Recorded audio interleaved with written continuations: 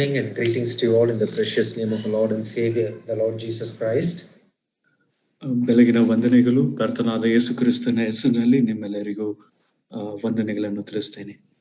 Once again, I thank and praise God for giving me this opportunity this morning to share the word with you all.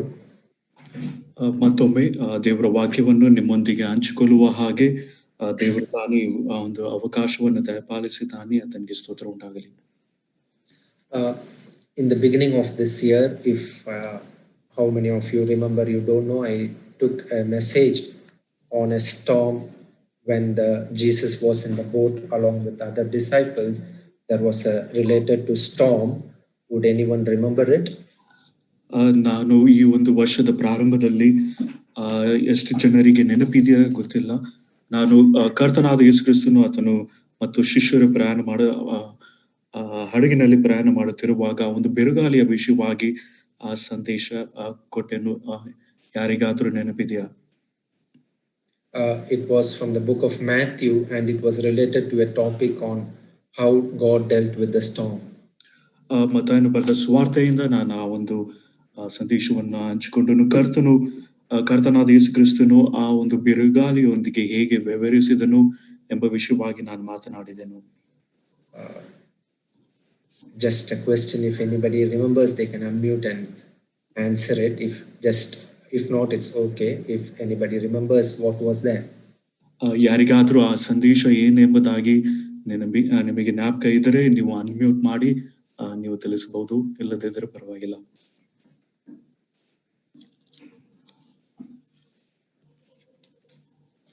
It's okay. So it was from Matthew chapter 14. I was taking the message on how the God calmed in the storm. ಮತ್ತಾಯನು ಬರೆದ ಸುವಾರ್ತೆ 14ನೇ ಅಧ್ಯಾಯದಲ್ಲಿ ಕರ್ತನು ಆ ಬಿರುಗಾಳಿಯನ್ನು ಹೇಗೆ ಅದನ್ನು ನಿಲ್ಲಿಸಿದನು ಅಥವಾ ಶಾಂತಗೊಳಿಸಿದನು ಎಂಬುದಾಗಿ ಅದರ ವಿಷಯವಾಗಿ. How when Jesus walked on the sea and Peter was approaching him and there was waves beating around, and how God calmed the storm in their lives. ಕರ್ತನಾದ ಯೇಸು ಕ್ರಿಸ್ತನು ಆತನು ಹಡಗಿನ ಬಳಿಗೆ ಬರುತ್ತಿರುವಾಗ ಆತನು ಆ ಒಂದು ಶಿಷ್ಯರೆಲ್ಲರೂ ಅವರು ಭಯದಿಂದಿರುವಾಗ ಕರ್ತನು ಹೇಗೆ ಆ ಒಂದು ಬಿರುಗಾಳಿಯನ್ನು ಶಾಂತಗೊಳಿಸಿದನು ಎಂಬ ವಿಷಯವಾಗಿ. As Jesus was in this world, there was a couple of times that Jesus sailed in the boat along with other disciples, and there was a couple of times there were storms that came, and at each time or each event when a storm occurred, there is something or the other lesson that we can learn from this storm in the life of the disciples and how God dealt with that.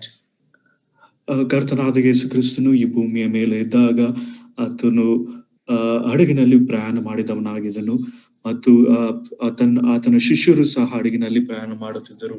ಆ ಒಂದು ಸಮಯದಲ್ಲಿ ಆ ಒಂದು ಬಿರುಗಾಳಿಯು ಬಂದಾಗ ಆ ಒಂದು ಶಿಷ್ಯರು ಅವರು ಹೇಗೆ ಪ್ರತಿಕ್ರಿಯಿಸಿದರು ಮತ್ತು ಕರ್ತನು ಆ ಒಂದು ಬಿರುಗಾಳಿಯೊಂದಿಗೆ ಹೇಗೆ ವ್ಯವಹರಿಸಿದನು ಎಂಬ ಒಂದು ಸಂಗತಿಯನ್ನು ನಾವು ಗಮನಿಸಬಹುದು. When each storm came, there was a lesson that God taught the disciples. ಪ್ರತಿಯೊಂದು ಸಾರಿ ಆ ಒಂದು ಬಿರುಗಾಳಿ ಬಂದಾಗ ಕರ್ತನಾದ ಯೇಸು ಕ್ರಿಸ್ತನು ತನ್ನ ಶಿಷ್ಯರಿಗೆ ಆ ಒಂದು ಘಟನೆ ಮೂಲಕ ಕೆಲವು ಪಾಠಗಳನ್ನು ಕಲಿಸಿದನು. And each storm was not without the knowledge of God. ಆ ಒಂದು ಪ್ರತಿಯೊಂದು ಬಿರುಗಾಳಿಯು ಕರ್ತನ ಒಂದು ಚಿತ್ತವಿಲ್ಲದೆ ಅದು ನಡೆಯಲಿಲ್ಲ. Even today we are going to look at another storm that happened when Jesus was sailing in a boat. ಕರ್ತನಾದ ಯೇಸು ಕ್ರಿಸ್ತನು ಆತನು ಹಡಗಿನಲ್ಲಿ ಪ್ರಯಾಣ ಮಾಡುತ್ತಿರುವಾಗ ಮತ್ತೊಂದು ಘಟನೆಯಲ್ಲಿ ಆ ಒಂದು ಬಿರುಗಾಳಿ ಬಂದ ವಿಷಯವಾಗಿ ನಾವು ಇಂದು ಮುಂಜಾನೆ ನಾವು ಧ್ಯಾನ ಮಾಡಲಿಕ್ಕಿದ್ದೇವೆ. Last time I took from the passage from Matthew chapter 14 how Jesus walked on the water and related to that incident and that storm. ಕಳೆದ ಬಾರಿ ಮತ್ತಾಯನು ಬರೆದ ಸುವಾರ್ತೆ 14ನೇ ಅಧ್ಯಾಯದಲ್ಲಿ ಕರ್ತನಾದ ಯೇಸು ಕ್ರಿಸ್ತನು ನೀರಿನ ಮೇಲೆ ನಡೆದದು ಮತ್ತು ಆ ಒಂದು ಬಿರುಗಾಳಿಯೊಂದಿಗೆ ವ್ಯವಹರಿಸಿದ ವಿಷಯವಾಗಿ ನಾವು ಧ್ಯಾನ ಮಾಡಿದೆವು. This morning I would like to ponder upon Matthew chapter 4 verse 35 to 41, another incident of a storm. ಇಂದು ಮುಂಜಾನೆ ಮತ್ತಾಯನು ಬರೆದ ಸುವಾರ್ತೆ, can you repeat the reference, brother? Mark chapter 4, verse 35 to 41. ಮಾರ್ಕನು ಬರೆದ ಸ್ವಾರ್ತೆ 4ನೇ ಅಧ್ಯಾಯ 35ನೇ ವಚನದಿಂದ 41ನೇ ವಚನ ತನಕ. Mark 4, verse 35 to 41. ಮಾರ್ಕನು ಬರೆದ ಸ್ವಾರ್ತೆ 4ನೇ ಅಧ್ಯಾಯ 35ನೇ ವಚನದಿಂದ 41ನೇ ವಚನ ತನಕ. The same incident was also mentioned in Mark chapter 8. ಅದೇ ಘಟನೆಯು ಮಾರ್ಕನು ಬರೆದ ಸ್ವಾರ್ತೆ Matthew chapter 8. ಮತ್ತಾಯನು ಬರೆದ ಸ್ವಾರ್ತೆ 8ನೇ ಅಧ್ಯಾಯದಲ್ಲಿಯೂ ತಿಳಿಸಲ್ಪಟ್ಟಿದೆ. Verse 23 to 27. 23ನೇ ವಚನದಿಂದ 27ನೇ ವಚನ ತನಕ. And also Luke has also mentioned it in Luke chapter 8, verse 22 to 25. ಲೂಕನು ಬರೆದ ಸ್ವಾರ್ತೆ 8ನೇ ಅಧ್ಯಾಯ 22ನೇ ವಚನದಿಂದ ಮುಂದಕ್ಕೆ ಅಲ್ಲಿ ಲೂಕನು ಸಹ ಈ ಒಂದು ಘಟನೆಯನ್ನು ತಿಳಿಸಿದ್ದಾನೆ. Matthew, Mark and Luke, in all three gospels, this incident is mentioned. ಮತ್ತಾಯನು ಬರೆದ ಸ್ವಾರ್ತೆ, ಮಾರ್ಕನು ಮತ್ತು ಲೂಕನು ಬರೆದ ಸ್ವಾರ್ತೆ ಎಲ್ಲಾ ಸ್ವಾರ್ಥಗಳಲ್ಲಿಯೂ ಈ ಒಂದು ಘಟನೆಯು ತಿಳಿಸಲ್ಪಟ್ಟಿದೆ. If possible, could brother Suresh read Mark chapter 4, verse 35 to 41? ಮಾರ್ಕನು ಬರೆದ ಸ್ವಾರ್ತೆ 4ನೇ ಅಧ್ಯಾಯ 35ನೇ ವಚನದಿಂದ 41ನೇ ವಚನ ತನಕ ನಾವು ಕನ್ನಡದಲ್ಲಿ ನಾವು ಓದಿಕೊಳ್ಳೋಣ. ಆವತ್ತು ಸಾಯಂಕಾಲವಾದಾಗ ಆತನು ಅವರಿಗೆ ಆಚೆ ದಡಕ್ಕೆ ಹೋಗೋಣ ಎಂದು ಹೇಳಲು ಅವರು ಆ ಜನರ ಗುಂಪನ್ನು ಬಿಟ್ಟು ಆತನನ್ನು ಅದೇ ದೋಣಿಯಲ್ಲಿ ಹಾಗೆಯೇ ಕರೆಕೊಂಡು ಹೋದರು. ಬೇರೆ ದೋಣಿಗಳು ಆತನ ಸಂಗಡ ಇದ್ದವು. ತರುವಾಯ ದೊಡ್ಡ ಬಿರುಗಾಳಿ ಎದ್ದು ತೆರೆಗಳು ಆ ದೋಣಿಗೆ ಬಡಿದು ಒಳಗೆ ನುಗ್ಗಿದ್ದರಿಂದ ಆ ದೋಣಿ ಆಗಲೇ ತುಂಬುವುದಕ್ಕೆ ಬಂದಿತ್ತು. ಆತನು ದೋಣಿಯ ಹಿಂಭಾಗದಲ್ಲಿ ತಲೆಗಿಂಬನ್ನು ಹೊರಗಿ ನಿದ್ದೆ ಮಾಡುತ್ತಿದ್ದನು. ಅವರು ಆತನನ್ನು ಎಬ್ಬಿಸಿ, ಗುರುವೇ, ನಾವು ಮುಳುಗಿ ಹೋಗುವುದರಲ್ಲಿ ನಿನಗೆ ಚಿಂತೆ ಇಲ್ಲವೇ ಎಂದು ಕೇಳಲು ಆತನು ಎದ್ದು ಗಾಳಿಯನ್ನು ಗದರಿಸಿ ಸಮುದ್ರಕ್ಕೆ, ಸುಮ್ಮನಿರು, ಮೊರೆಯಬೇಡ ಎಂದು ಅಪ್ಪಣೆ ಕೊಟ್ಟನು. ಕೊಡುತ್ತಲೇ ಗಾಳಿ ನಿಂತು ಹೋಗಿ ಎಲ್ಲಾ ಶಾಂತವಾಯಿತು. ತರುವಾಯ ಆತನು ಅವರನ್ನು, ಯಾಕೆ ಧೈರ್ಯಗೆಡುತ್ತೀರಿ? ಇನ್ನು ನಿಮಗೆ ನಂಬಿಕೆ ಇಲ್ಲವೇ ಎಂದು ಕೇಳಲು ಅವರು ಬಹು ಭಯಪಟ್ಟು, ಈತನು ಯಾರಿರಬಹುದು? ಗಾಳಿಯು ಸಮುದ್ರವೂ ಸಹ ಈತನು ಹೇಳಿದ ಹಾಗೆ ಕೇಳುತ್ತವಲ್ಲ ಎಂದು ತಮ್ಮ ಒಳಗೆ ಮಾತಾಡಿಕೊಂಡರು. Thank you, brother Suresh, and Lord bless these words that we read this morning. ಈಗ ಓದಿದ ವಾಕ್ಯ ಭಾಗಕ್ಕೆ ದೇವರು ತನ್ನ ಆಶೀರ್ವಾದವನ್ನು ಸೇರಿಸಲಿ. All the disciples, most of them were fishermen and they have traveled in the boat many a times. ಅನೇಕ ಶಿಷ್ಯರು ಅವರು ಬೆಸ್ತರಾಗಿದ್ದರು ಮತ್ತು ಹಡಗಿನಲ್ಲಿ ಪ್ರಯಾಣ ಮಾಡಿದ ಅನುಭವ ಅವರಿಗೆ ಉಂಟು. And many times they would have confronted or faced with storms and winds in the sea. ಅನೇಕ ಬಾರಿ ಅವರು ಪ್ರಯಾಣ ಮಾಡುವಾಗ ಒಂದು ಪ್ರಯಾಣದಲ್ಲಿ ಬಿರುಗಾಳಿ ಮತ್ತು ಅನೇಕ ಘಟನೆಗಳನ್ನು ಅವರು ಎದುರಿಸಿರಬಹುದು. As a fisherman, they know how to tackle and how to reach on the shore. ಬೆಸ್ತರಾಗಿ ಅವರಿಗೆ ಒಂದು ಅದನ್ನ ಎದುರಿಸಿ ಆ ಒಂದು ದಡಕ್ಕೆ ಸೇರುವುದಕ್ಕೆ ಅವರಿಗೆ ತಿಳಿದಿದೆ. But what was uncommon during this time? ಆದ್ರೆ ಈ ಒಂದು ಸಮಯದಲ್ಲಿ ವ್ಯತ್ಯಾಸವಾದ ಒಂದು ಸಂಗತಿ ಏನು? For a few minutes, I would like to ponder where did that storm occur?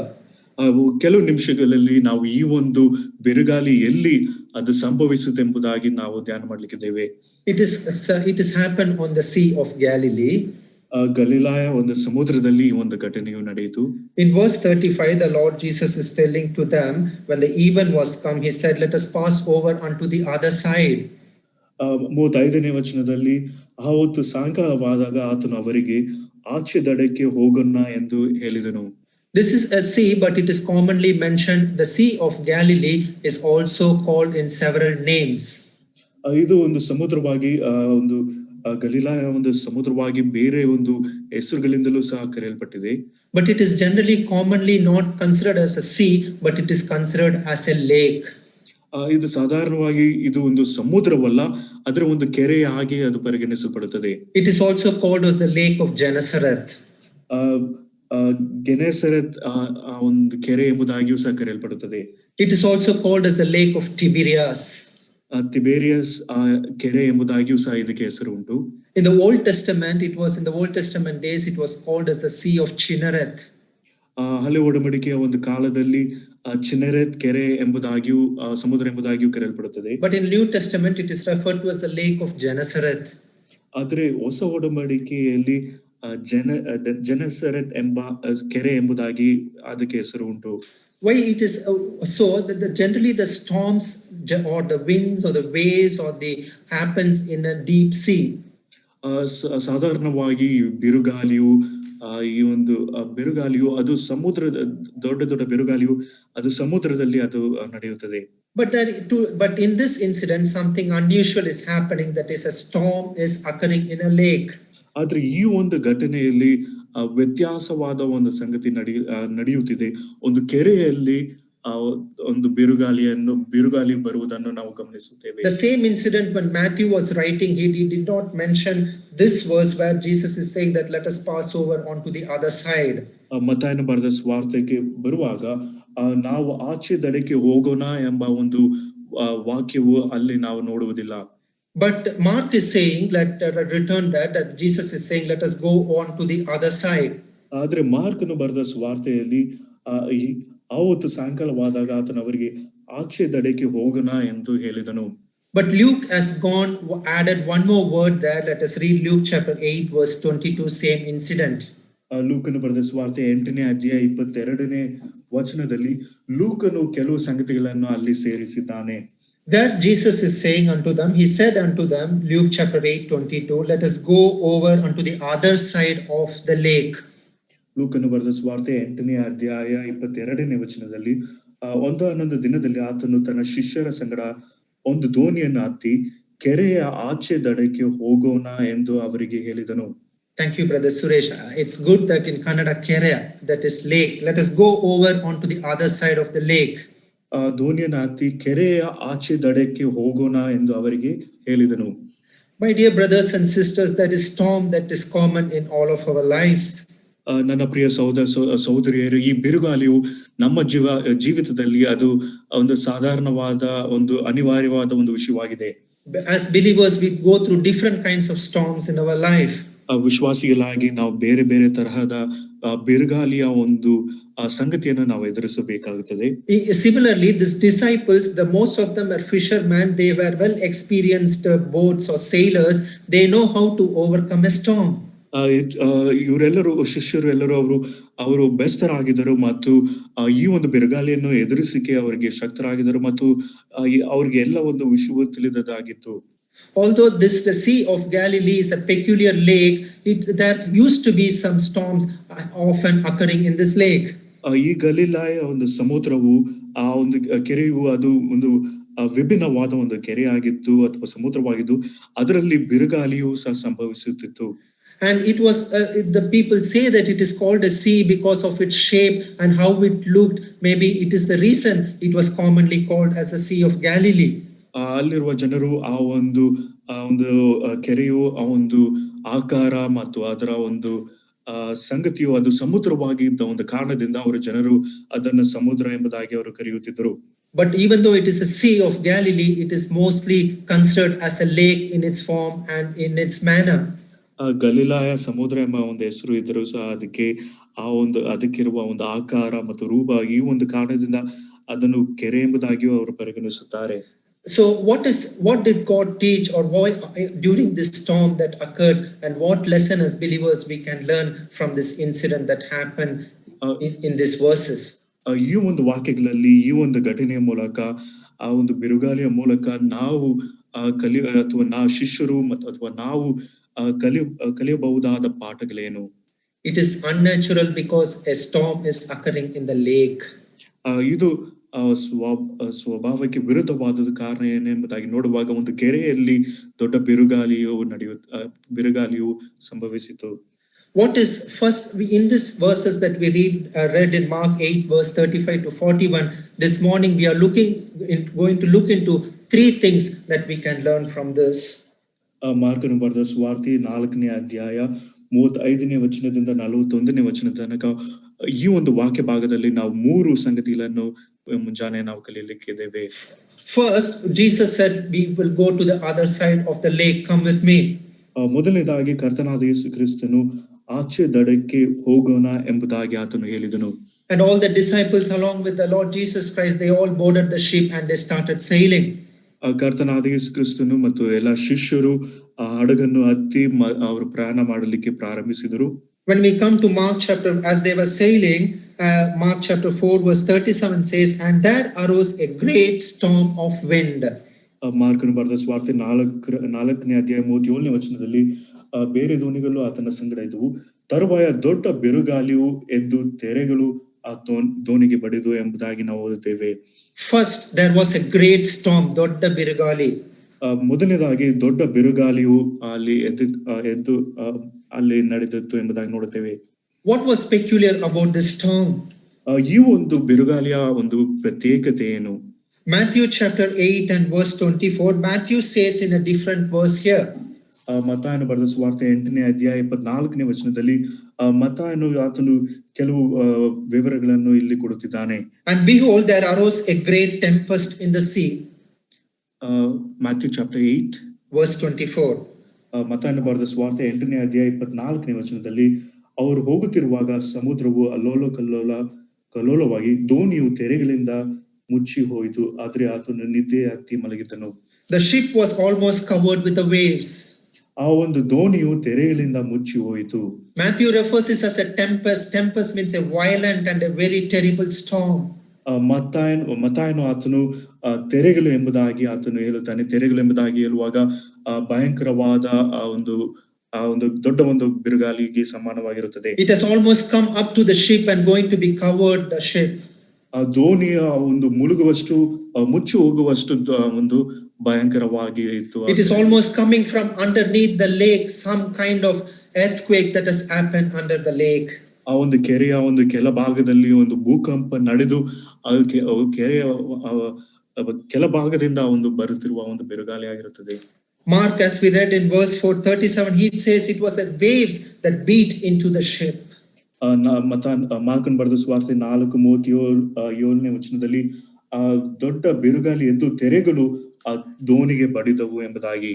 When we come to Luke chapter 8, ಲೂಕನ ಬರೆದ ಸುವಾರ್ತೆ 8ನೇ ಅಧ್ಯಾಯಕ್ಕೆ ಬರುವಾಗ, when we read Luke chapter 8 verse 23, ಲೂಕನ ಬರೆದ ಸುವಾರ್ತೆ 8ನೇ ಅಧ್ಯಾಯ 23ನೇ ವಚನ, Luke says that there came down a storm of wind on the lake and they were filled with water and were in jeopardy.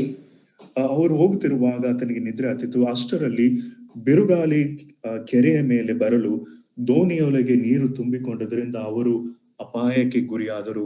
So Matthew says it came up to the surface. ಮತ್ತಾನು ಆತನು ಹೇಳುವುದೇನೆಂದ್ರೆ ದೋಣಿಯ ಒಂದು ಮುಚ್ಚಿ ಹೋಗುವಷ್ಟು ಅದು ತೆರೆಗಳು ಬಂದವು. Mark says it was beating around the ship.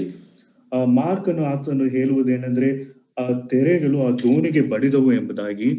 And Luke says it is filled with water, almost the ship is going to sink. ಆ ಒಂದು ದೋಣಿಯೊಳಗೆ ನೀರು ತುಂಬಿಕೊಂಡು ಅದು ಅಪಾಯಕ್ಕೆ ಗುರಿಯಾಗಿತ್ತು ಎಂಬುದಾಗಿ ನಾವು ನೋಡುತ್ತೇವೆ.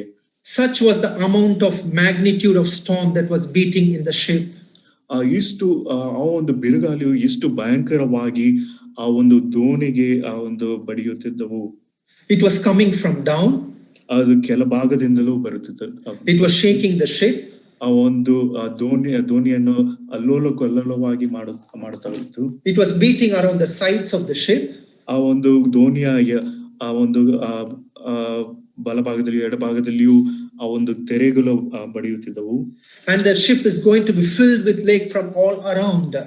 ಮತ್ತು ಆ ಒಂದು ದೋಣಿಯು ನೀರು ತುಂಬಿಕೊಂಡುವಷ್ಟು ಅಪಾಯಕ್ಕೆ ಗುರಿಯಾಗಿತ್ತು. As fishermen, they know how to sail on the shore. ಬೆಸ್ತರಾಗಿದ್ದು ಅವರು ಆ ಒಂದು ಆಚೆ ದಡಕ್ಕೆ ಹೇಗೆ ಸೇರಬೇಕೆಂಬುದಾಗಿ ಅವರಿಗೆ ತಿಳಿದಿತ್ತು. As I said in the beginning, although violent storms were common in the lake or sea of Galilee, this was something unusual. Even the disciples, once fishermen, were afraid. ಆದ್ರೆ ಈ ಒಂದು ಗಲಿಲಾಯ ಸಮುದ್ರ ಅಥವಾ ಕೆರೆ ಈ ಒಂದು ಸಮುದ್ರದಲ್ಲಿ ಇದು ಒಂದು ಸಾಧಾರಣವಾದ ಒಂದು ವಿಷಯವಾಗಿದ್ರು ಸಹ ಈ ಬೆಸ್ತರು ಈ ಒಂದು ಘಟನೆಯಲ್ಲಿ ಈ ಒಂದು ನಿಖರವಾದ ಈ ಒಂದು ಘಟನೆಯಲ್ಲಿ ಅವರು ತುಂಬಾ ಹೆದರಿದರು ಅಥವಾ ಭಯಪಟ್ಟರು ಎಂಬುದಾಗಿ ನೋಡುತ್ತೇವೆ. In Mark 4:41, they feared exceedingly, we read. ಮಾರ್ಕನು ಬರೆದ ಸುವಾರ್ತೆ 4ನೇ ಅಧ್ಯಾಯ 41ನೇ ವಚನದಲ್ಲಿ ಅವರು ತುಂಬಾ ಭಯಪಟ್ಟರು ಎಂಬುದಾಗಿ ಅವರು ಬಹು ಭಯಪಟ್ಟರು ಎಂಬುದಾಗಿ ನಾವು ಓದುತ್ತೇವೆ. Even this experienced fishermen were filled with fear, and their experience couldn't do anything to overcome the storm. ಈ ಬೆಸ್ತರು, ಅನುಭವವುಳ್ಳ ಬೆಸ್ತರು ಸಹ ಅವರು ಏನು ಮಾಡಲಾರದೆ ಹೋದರು ಮತ್ತು ಈ ಒಂದು ಬಿರುಗಾಳಿಯನ್ನು ನೋಡಿ ಅವರು ಭಯಪಟ್ಟರು ಎಂಬುದಾಗಿ ನಾವು ನೋಡುತ್ತೇವೆ. It was coming from up, it was coming all over, it was beating in the ship, and they were all in tragedy. ಆ ಒಂದು ತೆರೆಗಳು, ಆ ಒಂದು ಬಿರುಗಾಳಿಯು ಎಲ್ಲಾ ಕಡೆಯಿಂದಲೂ ಬಂದು ಆ ದೋಣಿಗೆ ಬಡಿಯುತ್ತಿದ್ದವು ಮತ್ತು ಒಂದು ದೊಡ್ಡ ಅಪಾಯದಲ್ಲಿ ಅವರು ಸಿಕ್ಕಿಕೊಂಡ ಹಾಗೆ ಇದ್ರು. In Mark chapter 4 verse 35 to 41 we read about three great here. ಮತ್ತೆ ಮಾರ್ಕನ ಬರೆದ ಸುವಾರ್ತೆ 4ನೇ ಅಧ್ಯಾಯ 35ನೇ ವಚನದಿಂದ ಮೂರು ಶ್ರೇಷ್ಠವಾದ ಅಥವಾ ದೊಡ್ಡ ವಿಷಯಗಳವಾಗಿ ನಾವು ಗಮನಿಸ್ತೇವೆ. First in chapter 4 verse 37 we saw a great storm of wind. 4ನೇ ಅಧ್ಯಾಯ 37ನೇ ವಚನದಲ್ಲಿ ಮೊದಲನೇದಾಗಿ ದೊಡ್ಡ ಬಿರುಗಾಳಿ. Of course the storm is great and very violent. ಈ ಒಂದು ಬಿರುಗಾಳಿ ಅದು ದೊಡ್ಡದಾಗಿಯೂ ಮತ್ತು ತುಂಬಾ ಭಯಂಕರವಾಗಿಯೂ ಇರುತ್ತದೆ. And they were not knowing what to do. ಅವರಿಗೆ ಏನು ಮಾಡಬೇಕೆಂಬುದಾಗಿ ಅವರಿಗೆ ತಿಳಿದಿರಲಿಲ್ಲ. But immediately what did the disciples do? They did not venture out or try to sail the boat to the shore. ಆದ್ರೆ ಅಲ್ಲಿ ಶಿಷ್ಯರು ಅವರು ಏನು ಮಾಡಿದ್ರು ಎಂಬುದಾಗಿ ನೋಡುವಾಗ ಅವರು ಆ ಒಂದು ದೋಣಿಯನ್ನು ಆಚೆ ದಡಕ್ಕೆ ಸೇರಿಸಬೇಕೆಂಬ ಒಂದು ಪ್ರಯತ್ನದಲ್ಲಿ ಅವರು ಇಳಿಯಲಿಲ್ಲ. In verse 37, so it was now almost going to full and sink. 37ನೇ ವಚನದಲ್ಲಿ ಆ ದೋಣಿ ಆಗಲೇ ತುಂಬುವುದಕ್ಕೆ ಬಂದಿತ್ತು ಎಂಬುದಾಗಿ ನಾವು ಓದುತ್ತೇವೆ. And in verse 38 we see they are going to the hinder part, the lower part of the ship, where Jesus was asleep on a pillow, and they awake him and say unto him, Master, carest thou not that we perish? 38ನೇ ವಚನ, ಆತನು ದೋಣಿಯ ಹಿಂಭಾಗದಲ್ಲಿ ತಲೆಗಿಂಬನ್ನು ಹೊರಗೆ ನಿದ್ದೆ ಮಾಡುತ್ತಿದ್ದನು. ಅವರು ಆತನನ್ನು ಎಬ್ಬಿಸಿ, ಗುರುವೇ, ನಾವು ಮುಳುಗಿ ಹೋಗುವುದರಲ್ಲಿ ನಿನಗೆ ಚಿಂತೆ ಇಲ್ಲವೇ ಎಂದು ಕೇಳಿದರು. So that the disciples were frightened, and they were going and waking up the Lord Jesus, who was tired and asleep. They are waking up and asking, Lord, do you not care for us that we are going to perish? ಶಿಷ್ಯರೆಲ್ಲರೂ ಅವರ ಭಯಪಟ್ಟು ಕರ್ತನಾದ ಯೇಸು ಕ್ರಿಸ್ತನು ಆತನು ಅಲ್ಲಿ ತಲೆಗಿಂಬನ್ನು ಹೊರಗೆ ನಿದ್ದೆ ಮಾಡುತ್ತಿದ್ದನು. ಆತನನ್ನು ಎಬ್ಬಿಸಿ, ಗುರುವೇ, ನಾವು ಮುಳುಗಿ ಹೋಗುವುದರಲ್ಲಿ ನಿನಗೆ ಚಿಂತೆ ಇಲ್ಲವೇ ಎಂಬುದಾಗಿ ಕೇಳಿದರು. There in verse 38 we see he was asleep on a pillow. 38ನೇ ವಚನದಲ್ಲಿ ಆತನು ದೋಣಿಯ ಹಿಂಭಾಗದಲ್ಲಿ ತಲೆಗಿಂಬನ್ನು ಹೊರಗೆ ನಿದ್ದೆ ಮಾಡುತ್ತಿದ್ದನು. Mark is picturizing how even though he was God in human form, he was weak and tired, he was asleep and he was taking rest. ಕರ್ತನಾದ ಯೇಸು ಕ್ರಿಸ್ತನ ಆತನು ದೇವರಾಗಿದ್ದರೂ ಸಹ ಆತನು ಮಾನುಷಿಕವಾಗಿ ಆತನು ಆಯಾಸದಿಂದ ಆತನು ಅಲ್ಲಿ ವಿಶ್ರಾಂತಿಯನ್ನು ತೆಗೆದುಕೊಳ್ಳುತ್ತಿರುವ ಒಂದು ಸಂಗತಿಯನ್ನು ಮಾರ್ಕನು ತಿಳಿಸುತ್ತಿದ್ದಾನೆ. They did not even allow the master to take a little rest a while underneath the ship. ಆ ಒಂದು ದೋಣಿಯ ಕೆಳಭಾಗದಲ್ಲಿ ಸ್ವಲ್ಪ ಹೊತ್ತು ನಿದ್ರೆ ವಿಶ್ರಾಂತಿಯನ್ನು ತೆಗೆದುಕೊಳ್ಳುವುದಕ್ಕೂ ಶಿಷ್ಯರು ಬಿಡಲಿಲ್ಲ. They say, Lord, we are going to perish. Are you not caring of us? ಗುರುವೇ, ನಾವು ಮುಳುಗಿ ಹೋಗುವುದರಲ್ಲಿ ನಿನಗೆ ಚಿಂತೆ ಇಲ್ಲವೇ ಎಂಬುದಾಗಿ ಶಿಷ್ಯರು ಕೇಳಿದರು. What did the Lord Jesus do? ಆದರೆ ಕರ್ತನಾದ ಯೇಸು ಕ್ರಿಸ್ತನು ಮಾಡಿದೇನು? He immediately rose and did not rebuke the disciples. ಆತನು ಎದ್ದು ತಕ್ಷಣ ಶಿಷ್ಯರನ್ನು ಗದರಿಸಲಿಲ್ಲ. He did not scold the disciples. ಶಿಷ್ಯರನ್ನು ಅವರು ಬಯಲಿಲ್ಲ. He did not say, why you are disturbing me when I am taking rest? ನಾನು ವಿಶ್ರಾಂತಿ ತೆಗೆದುಕೊಳ್ಳುತ್ತಿರುವಾಗ ನನ್ನನ್ನು ಯಾಕೆ ನೀವು ಅಡ್ಡಿ ಮಾಡುತ್ತೀರಿ ಅಥವಾ ಯಾಕೆ ಅಡ್ಡಿ ಮಾಡುತ್ತೀರಿ ಎಂಬುದಾಗಿಯೂ ಸಹ ಆತನು ಅವರನ್ನು ಕೇಳಲಿಲ್ಲ. You are all experienced fishermen, don't you know how to sail and take me to the other shore? ನೀವೆಲ್ಲರೂ ಅನುಭವವುಳ್ಳ ಬೆಸ್ತರು, ಈ ಒಂದು ದೋಣಿಯನ್ನು ಆ ಒಂದು ಆಚೆ ದಡಕ್ಕೆ ಸಾಗಿಸುವುದಕ್ಕೆ ನಿಮಗೆ ಗೊತ್ತಿಲ್ಲವೋ ಎಂಬುದಾಗಿಯೂ ಆತನು ಕೇಳಲಿಲ್ಲ. But he was concerned over his disciples. ಆದ್ರೆ ಆತನ ಶಿಷ್ಯರ ವಿಷಯವಾಗಿ ಆತನಿಗೆ ಚಿಂತೆ ಇತ್ತು. Before rebuking, he gave them comfort. ಆ ಒಂದು ಬಿರುಗಾಳಿಯನ್ನು ಗದರಿಸುವುದಕ್ಕೆ ಮುಂಚಿತವಾಗಿ ಶಿಷ್ಯರಿಗೆ ಆದರಣೆಯನ್ನು ಕೊಟ್ಟನು. That is the beauty of our master, the Lord. ಇದು ನಮ್ಮ ಗುರುವು, ನಮ್ಮ ಕರ್ತನ ಒಂದು ಸೌಂದರ್ಯವಾಗಿದೆ. Many times when our co-brothers or sisters go through any storm or difficulties, we are immediately very quick to judge them. ನಮ್ಮ ಪ್ರಿಯ ಸಹೋದರ ಸಹೋದರಿಯರು ಅವ್ರು ಏನಾದ್ರೂ ಬಿರುಗಾಳಿ ಅಂತ ಅನುಭವಕ್ಕೆ ಅವರು ಹಾದೋಗುತ್ತಿರುವಾಗ ನಾವು ತಕ್ಷಣ ನಾವು ತೀರ್ಪು ಮಾಡುವುದಕ್ಕೆ ಮುಂದಾಗುತ್ತೇವೆ. This is because of so and so, so and so and so and so. ಈ ಎಲ್ಲ ನಡೆದದ್ದು ಈ ಒಂದು ಕಾರಣದಿಂದ ಎಂಬುದಾಗಿ ನಾವು ತೀರ್ಪು ಮಾಡುತ್ತೇವೆ. The reason is second, but the Lord Jesus Christ immediately rose, and in verse 39 he rose and he arose and rebuked the wind. 39ನೇ ವಚನದಲ್ಲಿ ಕರ್ತನಾದ ಯೇಸು ಕ್ರಿಸ್ತನಾತನು ನಿದ್ದೆಯಿಂದ ಎದ್ದು ಆ ಒಂದು ಗಾಳಿಯನ್ನು ಗದರಿಸಿದನು ಎಂಬುದಾಗಿ ನಾವು ನೋಡುತ್ತೇವೆ. What was causing trouble and disturbance to the disciples, he first stopped that. ಆ ಒಂದು ಶಿಷ್ಯರಿಗೆ ಅಡ್ಡಿಯಾಗಿ ಮತ್ತು ತೊಂದರೆ ಕೊಡುತ್ತಿರುವ ಆ ಒಂದು ವಿಷಯವನ್ನು ಮೊದಲು ತಡೆ ಮಾಡಿದನು. What was the disciples feared of? ಆ ಒಂದು ಶಿಷ್ಯರು ಯಾವ ವಿಷಯಕ್ಕಾಗಿ ಭಯಪಡುತ್ತಿದ್ದರು? They were feared of the storm. ಆ ಒಂದು ಬಿರುಗಾಳಿಗೆ ಅವರು ಭಯಪಡುತ್ತಿದ್ದರು. Jesus rose up and verse 39 said, "Peace be still," and the wind ceased and there was a great calm. 39ನೇ ವಚನ, ಆತನು ಎದ್ದು ಗಾಳಿಯನ್ನು ಗದರಿಸಿ ಸಮುದ್ರಕ್ಕೆ, ಸುಮ್ಮನಿರು, ಮೊರೆಯಬೇಡ ಎಂದು ಅಪ್ಪಣೆ ಕೊಟ್ಟನು. ಕೂಡಲೇ ಗಾಳಿ ನಿಂತು ಹೋಗಿ ಎಲ್ಲ ಶಾಂತವಾಯಿತು. Of course the disciples would, even if we are in that situation, we would have got feared. ನಾವು ಸಹ ಒಂದು ಶಿಷ್ಯರ ಒಂದು ಸ್ಥಾನದಲ್ಲಿ ಇದ್ದಿದ್ದರೆ ನಾವು ಸಹ ಭಯಪಡುತ್ತಿದ್ದೆವು. This was an unusual storm they have not faced earlier. ಇದು ಒಂದು ವಿಭಿನ್ನವಾದ ಒಂದು ಬಿರುಗಾಳಿ. ಇದಕ್ಕೆ ಮುಂಚಿತವಾಗಿ ಅವರು ಅನುಭವಿಸದೇ ಇದ್ದ ಒಂದು ಅಥವಾ ಎದುರಿಸದೇ ಇದ್ದ ಒಂದು ಬಿರುಗಾಳಿ ಆಗಿತ್ತು. They would have thought, okay, Jesus is with us, he is in the boat, nothing will happen to us. ಕರ್ತನಾದ ಯೇಸು ಕ್ರಿಸ್ತನು ದೋಣಿಯಲ್ಲಿ ನಮ್ಮ ಸಂಗಡ ಇದ್ದಾನೆ, ನಮಗೆ ಏನು ಸಂಭವಿಸುವುದಿಲ್ಲ ಎಂಬುದಾಗಿ ಅವರು ಆಲೋಚಿಸಿರಬಹುದು. And the storm was coming from below. ಆ ಒಂದು ಬಿರುಗಾಳಿಯು ಕೆಳಭಾಗದಿಂದಲೂ ಸಹ ಬರುತ್ತಿತ್ತು. It was shaking the ship. ಆ ದೋಣಿಯನ್ನು ಅದು ಅಲ್ಲಾಡಿಸುತ್ತಿತ್ತು. It was beating around the ship. ಆ ಒಂದು ದೋಣಿಯ ಸುತ್ತಲೂ ಆ ಒಂದು ಬಿರುಗಾಳಿಯು ಬಡಿಯುತ್ತಿತ್ತು. The water is going to be almost full and sink the ship. ಆ ಒಂದು ನೀರು ದೋಣಿಯೊಳಗೆ ಬಂದು ಅದು ಮುಳುಗುವ ಒಂದು ಸ್ಥಿತಿಯಲ್ಲಿ ಇತ್ತು. They were fearful and afraid of their lives and saying, "Lord, don't you care for us?" ಅವರು ಭಯಪಟ್ಟು ತಮ್ಮ ಜೀವಿತಕ್ಕೆ ಹೆದರಿ, ಗುರುವೇ, ನಮ್ಮ ವಿಷಯವಾಗಿ ನಿಮಗೆ ಚಿಂತೆಯೂ ಇಲ್ಲವೋ ಎಂಬುದಾಗಿ ಕೇಳಿದರು. But what Jesus immediately arose and rebuked the wind and said one word, "Peace be still." ಆದರೆ ಕರ್ತನಾದರೆ ಯೇಸು ಕ್ರಿಸ್ತನು ಆತನ ಎದ್ದು ಗಾಳಿಯನ್ನು ಗದರಿಸಿ ಸಮುದ್ರಕ್ಕೆ ಸುಮ್ಮನಿರು, ಮೊರೆಬೇಡ ಎಂದು ಅಪ್ಪಣೆ ಕೊಟ್ಟನು. Immediately what happened? ಅಲ್ಲಿ ತಕ್ಷಣ ಅಲ್ಲಿ ನಡೆದಿದ್ದೇನು? The wind ceased. ಆ ಒಂದು ಬಿರುಗಾಳಿಯು ಅದು ಶಾಂತವಾಯಿತು. What do you mean by ceased or stopped? ಆ ಒಂದು ಬಿರುಗಾಳಿ ನಿಂತು ಹೋಯಿತು ಎಂಬುದಾಗಿ ಹೇಳುವಾಗ ಅದರ ಅರ್ಥವೇನು? Actually the word ceased means to end from toil or weariness or tiredness. ಆ ಒಂದು ಆಯಾಸದಿಂದ ಒಂದು ಕೆಲಸದಿಂದ ನಿಂತು ಹೋಗುವ ಒಂದು ಅರ್ಥವನ್ನು ನಾವು ಅಲ್ಲಿ ನೋಡುತ್ತೇವೆ. ವಿಶ್ರಾಂತಿಯ ಒಂದು ಅರ್ಥವು ಕೊಡುತ್ತದೆ. When Jesus rebuked the wind and said, "Peace be still," the wind and the seas and the waves stopped as if they were tired and went back to sleep. ಕರ್ತನಾದ ಯೇಸು ಕ್ರಿಸ್ತನು ಗದರಿಸಿ ಸಮುದ್ರಕ್ಕೆ ಸುಮ್ಮನಿರು ಎಂಬುದಾಗಿ ಹೇಳಿದಾಗ ಅವು ಎಲ್ಲವೂ ಶಾಂತವಾಯಿತು. ಅವರಿಗೆ ಆಯಾಸವಾದ ಹಾಗೆ ಎಲ್ಲವೂ ಅಲ್ಲಿ ವಿಶ್ರಾಂತಿ ತೆಗೆದುಕೊಳ್ಳುವ ಹಾಗೆ ಅಲ್ಲಿ ನಡೆಯಿತು. I love that word in Kannada, "ಸುಮ್ಮನೆ ಇರು." ಸುಮ್ಮನಿರು ಎಂಬುದಾಗಿ ಕರ್ತನಾದ ಯೇಸು ಕ್ರಿಸ್ತನು. If somebody is troubling you or making noise or irritating you, what you say? "ಸುಮ್ಮನೆ ಇರು."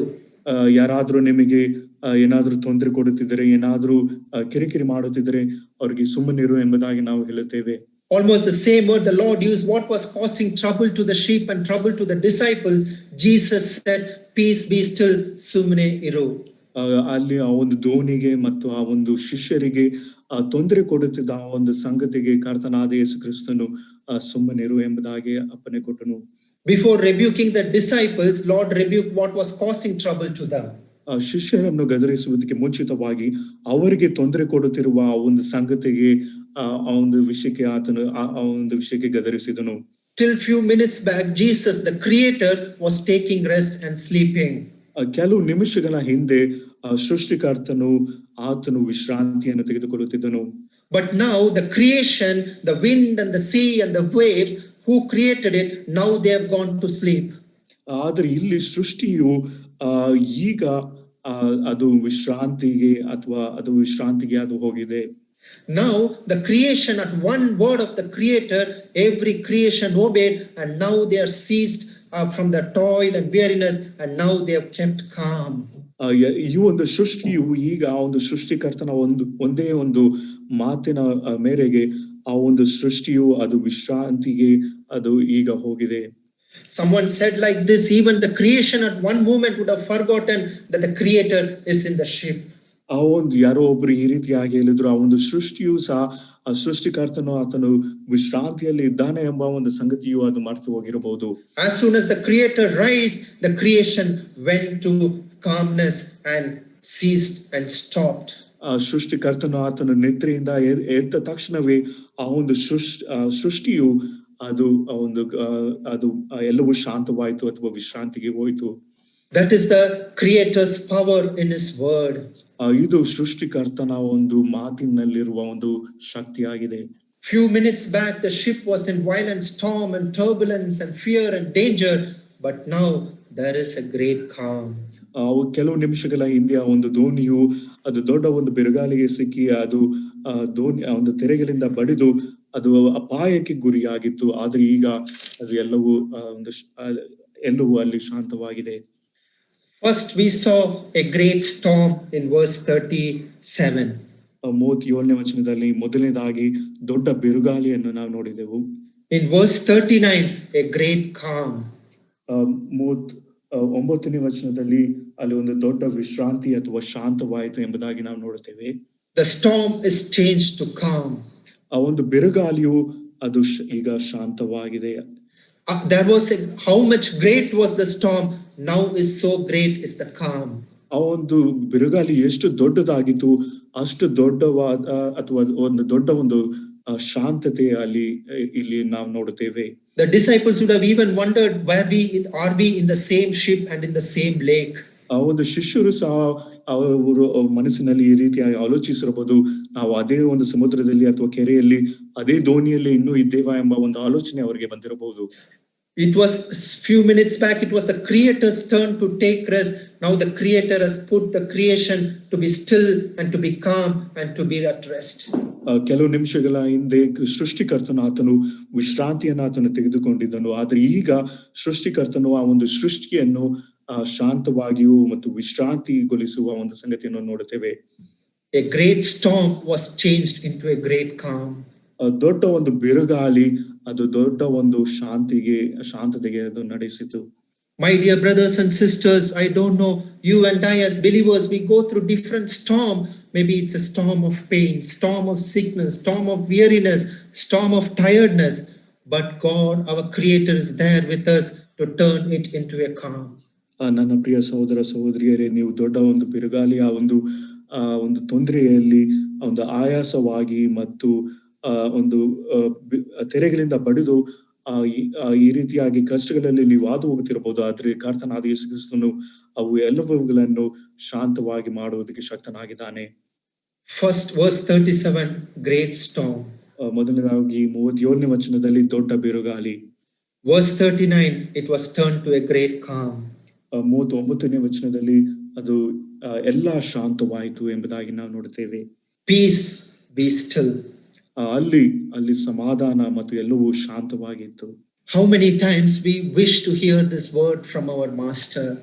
ನಮ್ಮ ಒಂದು ಯಜಮಾನನು ನಮ್ಮ ಒಂದು ಗುರುವಿಂದ ಇಂಥ ಒಂದು ಮಾತು ನಾವು ಎಷ್ಟು ಬಾರಿ ನಾವು ಕೇಳಲಿಕ್ಕೆ ನಾವು ಅಭಿಲಾಷಿಸಿರಬಹುದು. Why don't we hear sometimes this encouraging words in our ears? ನಾವು ಯಾಕೆ ಈ ಒಂದು ಪ್ರೋತ್ಸಾಹದ ಮಾತುಗಳು ನಮ್ಮ ಕಿವಿಗಳಲ್ಲಿ ನಾವು ಕೇಳುತ್ತಿಲ್ಲ? Maybe it is many a times it is because of my weakness or my shortcomings or my failures we are not able to hear that. ನಮ್ಮ ಒಂದು ಕೊರತೆ, ನಮ್ಮ ಒಂದು ಸೋಲುವಿಕೆ, ಈ ಒಂದು ಕಾರಣದಿಂದ ನಾವು ಈ ಒಂದು ಮಾತುಗಳನ್ನು ನಾವು ಕೇಳದೇ ಇರಬಹುದು. Let's read Psalm 107 verse 29 to 31. 107ನೇ ಕೀರ್ತನೆ 27ನೇ ವಚನದಿಂದ 31ನೇ ವಚನ ತನಕ ನಾವು ಓದಿದ್ದೇವೆ. Psalm 107 verse 29 to 31. 107ನೇ ಕೀರ್ತನೆ 29ನೇ ವಚನದಿಂದ 31ನೇ ವಚನ ತನಕ. He maketh the storm a calm, so that the waves thereof are still.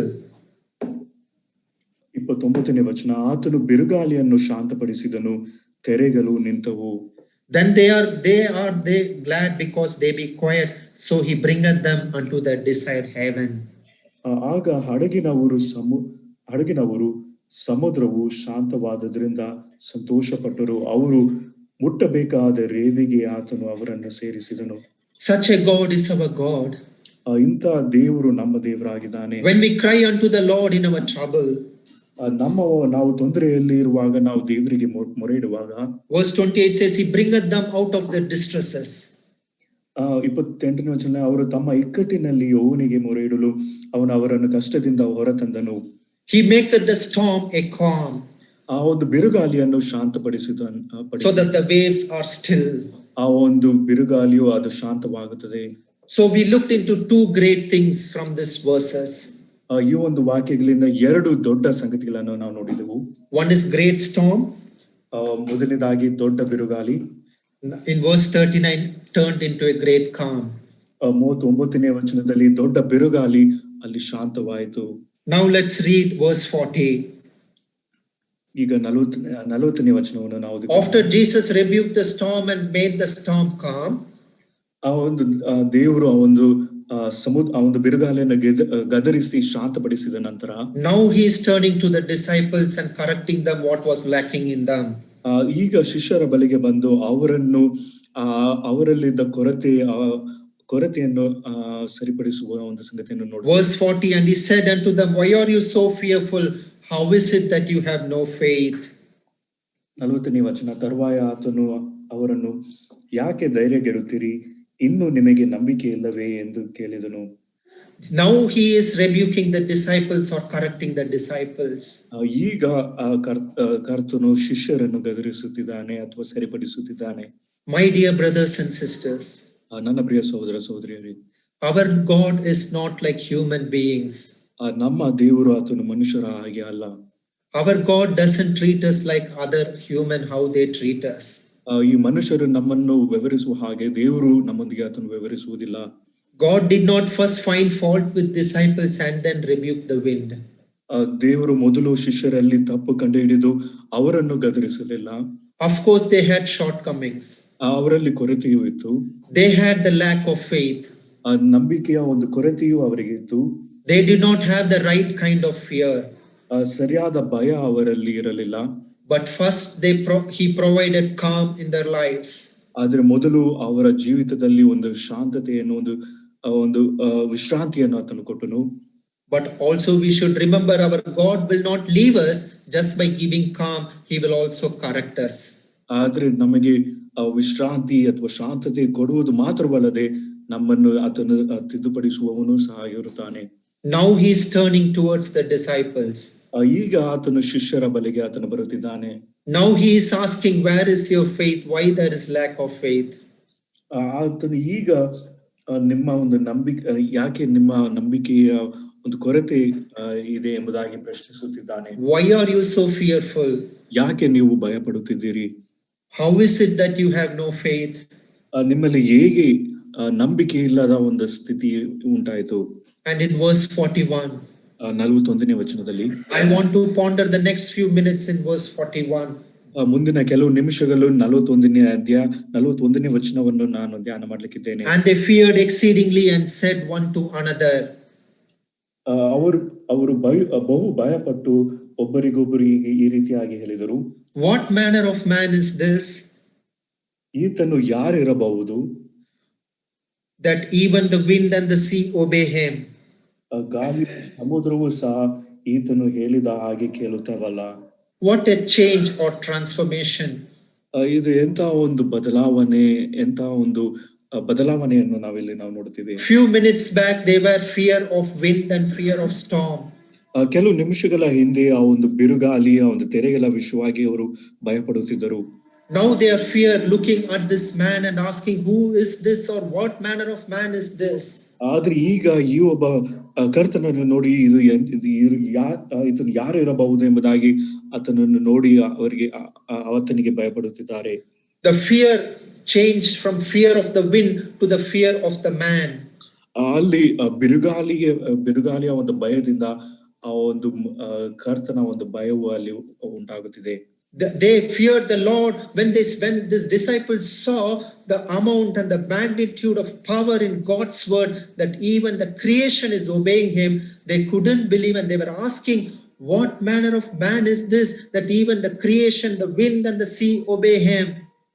ಆ ಒಂದು ಸೃಷ್ಟಿಕರ್ತನ ಒಂದು ಮಾತಿನ ಒಂದು ಶಕ್ತಿಯನ್ನು ಅವರು ನೋಡಿ ಆ ಒಂದು ಮಾತಿನ ಮೇಲೆ ಆ ಒಂದು ಸೃಷ್ಟಿಯು ಅದು ವಿಧೇಯರಾಗಿ ಎಲ್ಲವೂ ಶಾಂತವಾದಾಗ ಶಿಷ್ಯರು ಅವರು ಆಶ್ಚರ್ಯ ಪಟ್ಟ ವಿಷಯವೇನೆಂದರೆ ಇದನ್ನು ಯಾರಿರಬಹುದು ಎಂಬುದಾಗಿ ಅವರು ತಮ್ಮೊಳಗೆ ಅವರು ಮಾತಾಡಿಕೊಂಡರು. Maybe they could have seen God Jesus healing sick people, lame people, blind people or healing, but now they are seeing the creation obeying at his voice. ಕರ್ತನಾದ ಯೇಸು ಕ್ರಿಸ್ತನು ಕುರುಡರನ್ನು, ಕುಂಟರನ್ನು ಮತ್ತು ಅನಾರೋಗ್ಯದಲ್ಲಿರುವವರನ್ನು ಆತನು ಸ್ವಸ್ಥ ಮಾಡುವ ಸಂಗತಿಯನ್ನು ಶಿಷ್ಯರು ನೋಡಿರಬಹುದು. ಆದರೆ ಈಗ ಸೃಷ್ಟಿಯು ಆ ಒಂದು ಶಾಂತಗೊಳಿಸುವ ಒಂದು ಸಂಗತಿಯನ್ನು ಅಥವಾ ಸೃಷ್ಟಿಯನ್ನು ಶಾಂತಗೊಳಿಸುವ ವಿಷಯವನ್ನು ಇಲ್ಲಿ ಅವರ ಶಿಷ್ಯರು ನೋಡುತ್ತಿದ್ದಾರೆ. So from the fear of the storm, now they had towards the fear towards the Lord who subdued the winds.